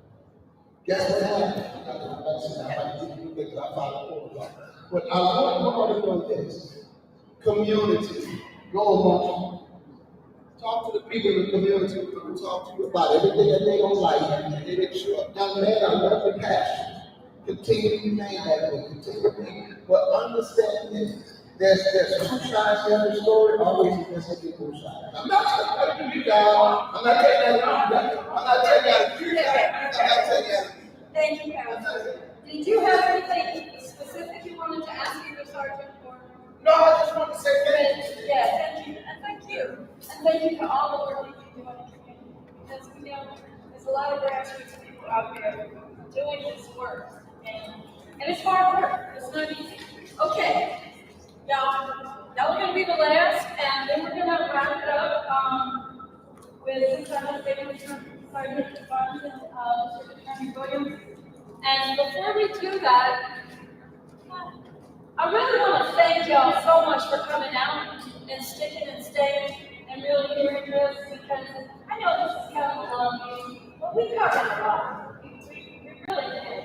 And I really thank y'all for being patient and listening, really answering the questions. I also want to thank Ms. Pamela Wood with Step Up Louisiana.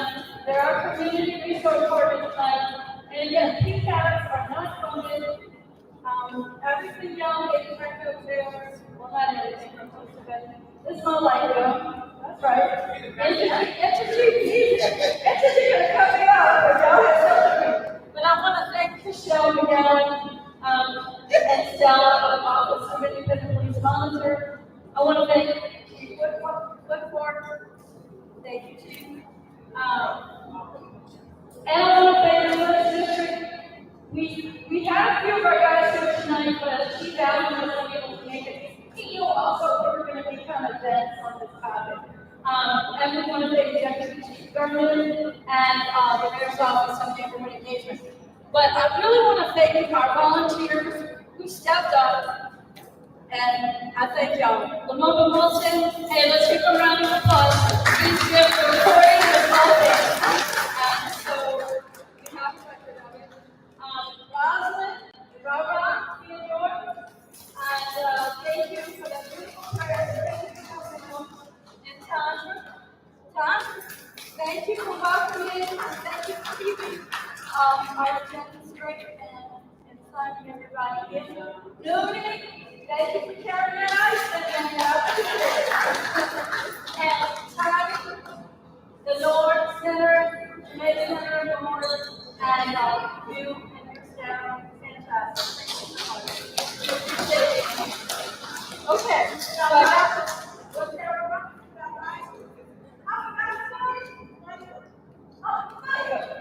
I'm sorry, baby. Thank you. Thank you. All right. Okay, everybody else? All right. So we're going to take our final comments. I wanted to give those thank yous to these persons because if it's allowed, if they have time, they have an opportunity to share with you guys. Okay? If they have time. Not offering your time unless you have it. All right. Tony, who's coming? Hi, my name is Tony, or Antonia from New Orleans Community Oversight of Police. I just wanted to highlight that we had a lot of conversations around lack of resources from others, lack of resources from families, lack of resources from communities, and what's going on in NOPD. And overall, the lack of funding, overall, the lack of the community to be able to get involved. NOPD has all the money. You can see that every year in the city budget. The NOPD is the one that has the money. The reason why community is not here today is because the PCAB don't have any resources to work with, and also when people come to these meetings, they don't have the assurance that any recommendation put forward by the PCAB is not being kept track of by the NOPD. It's not being implemented by the NOPD. So what incentive does the community have to come and step up to a table where nobody else is listening to what they have to say? So that's one thing. Another thing that I wanted to encourage folks is that, you know, we want to have civilian input in LPD. We want to have civilian power in LPD, because without that fundamental power, there's no way for the community to trust the department, without any way for us to hold the department accountable. And so, for those that are concerned about the consent decree, and folks that are concerned about what this means, I want to invite y'all to come out tomorrow, because we're going to be talking to the press, to push forward what the community is saying. They're concerned about the consent decree, they're concerned about LPD versus policing, they're concerned about compliance around use of force, and we have statistics by the police officers, but we also thank for being a progressive force in this. And I want to make sure I catch this before you leave. But I just wanted to say that on civilian oversight. And that right now, you know, there's not a guaranteed future for what the next sustainment role will be, but we do know that for policing departments to change in the city, there has to be community input, and that community input has to be guaranteed. It needs to be a recommendation or a suggestion that needs to be codified, that needs to have a real guarantee input. And I thank you, Ms. Morgan, for putting that effort into the PCAB meeting. But we need more, and we need more from the city. And so I'll pass this to Felix so we can get a question from the TA. Thank you. Hey, y'all. Hey, y'all. Yeah, Russ, go ahead. Oh, cool. Hey, y'all. Felix, I appreciate you also, Ms. Morgan, and I appreciate you bringing the focus on all these racist laws that have been passed by Jeff Landry. We were discussing the 25-foot rule earlier today, and Williams, I appreciate what you said. They're intended to have a chilling effect on activism. I think that's exactly right. And I think probably most of us agree, or a lot of us do. Jeff Landry he's a white supremacist, he's a fascist, he's a racist, all these things. So that's exactly what he intends. He's passing all these racist laws. So what I wanted to ask you with regard particularly to this idea of these things that are kind of trying to chill activism. I was really concerned about your decision to prosecute all those students at Tulane earlier. For those who don't know, it was a bunch of anti-war protesters, mostly students. And, you know, it seems like we have enough problems coming from people like Jeff Landry. We have enough political repression, enough racist repression from them. We have enough racist repression and racial bias coming from the NOPD, as Tony mentioned. I think one of the statistics was that of all instances of use of force against men in this community in 2023, it was against black men, and this is a 56% black men. So we have plenty of problems. We got 25 total as we discussed earlier. So why did you make that a priority to kind of engage in and just pile on to all this suppression we're already facing? And these were clearly bogus charges, and I mean, they were found not guilty as well. So I'm just curious why. So I'll tell you. Can you hear me? Okay. You know, I believe in the system. I believe that the system has to work the same way. Regardless of whether the person has influence, regardless of whether the person can work with Tulane Royal, or whether they can afford to go to college at all. And we didn't prosecute anybody based on their beliefs. It was purely based on the actions that were taken. Now, I believe anyone has a right to protest anything, anywhere. I don't believe I would even have the ability to sit on a jury, let alone be your DA as a black man in the Deep South, if it wasn't for people who protested in the Deep South, right? But when you start talking about if there's been destruction of property or trespassing, why did you wait to the last hour of the last day about those stuff, except those charges? I'll have the court. We came in the morning, y'all's office waited to the last second, literally, to accept those charges if it was so obvious. Here's the thing, though. You gotta either want to hear my answer. Yeah, let's go.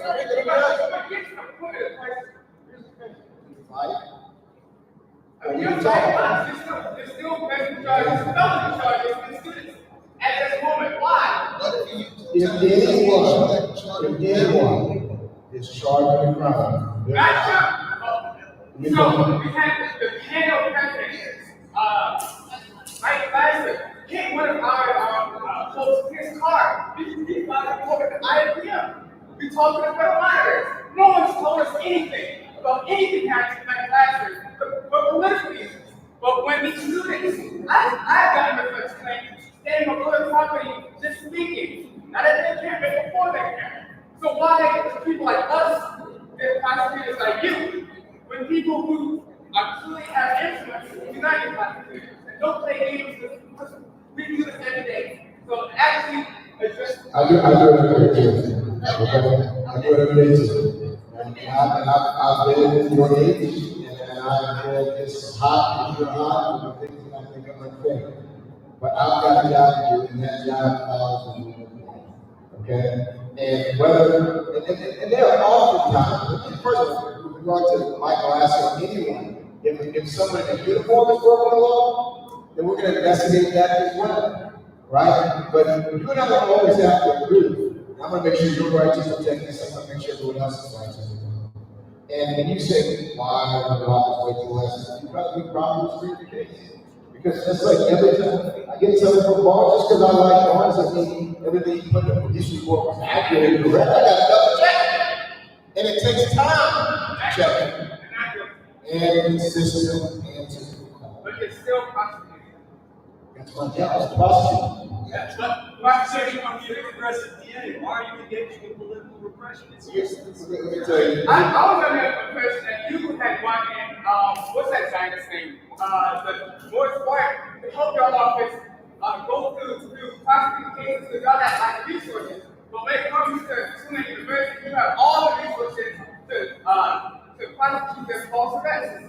You know, we still got people going to court over bogus stuff. What is going on with the Jews? That's a very odd thing.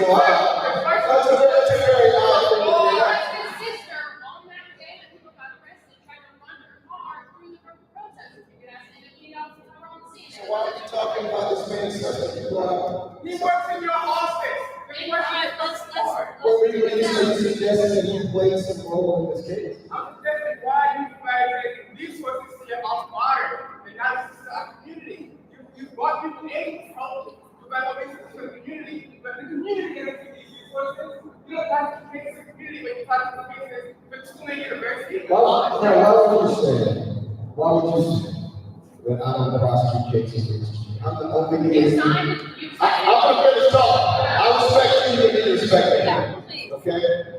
I'm the only DA in this state who is prosecuting murder cases or rape cases and convicted a person who's been in this community. You walk around in one of these other barracks, you find somebody, Republican or Democrat, who's walked into court, picked a jury, and tried the case. Not because it's a good case or a bad case, but because it was necessary, because somebody hurt someone in this community. Whether you like me or not, that's not my issue. I didn't run to make friends. I would have sold snowballs. I am a prosecutor, which means sometimes people have to go to jail. Now, when I prioritize a case,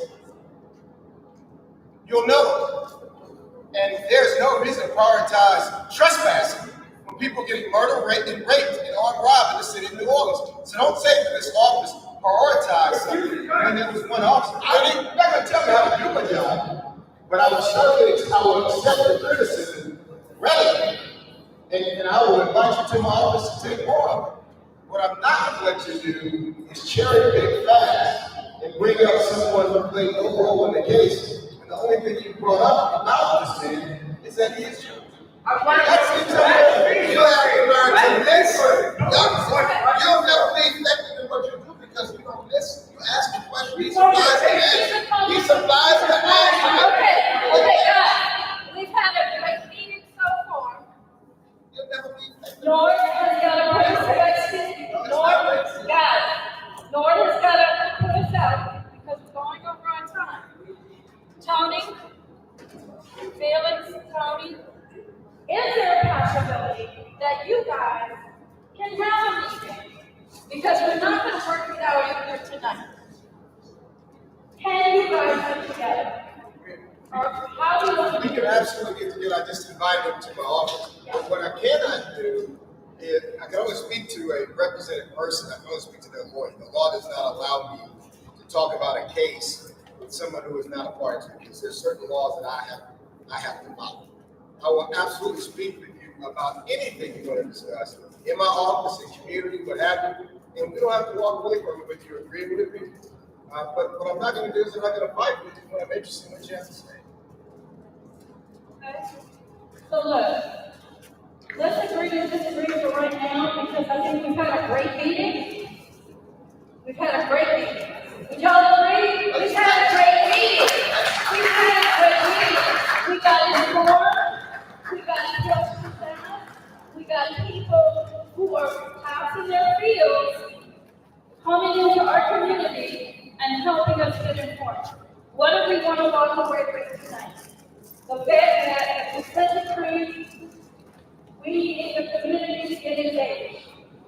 We are in a deadline. We're on the clock. That's the big takeaway. Did everybody get an agenda that we attach the judge's information here? Did everybody get one? If you didn't get one, we have more. All right?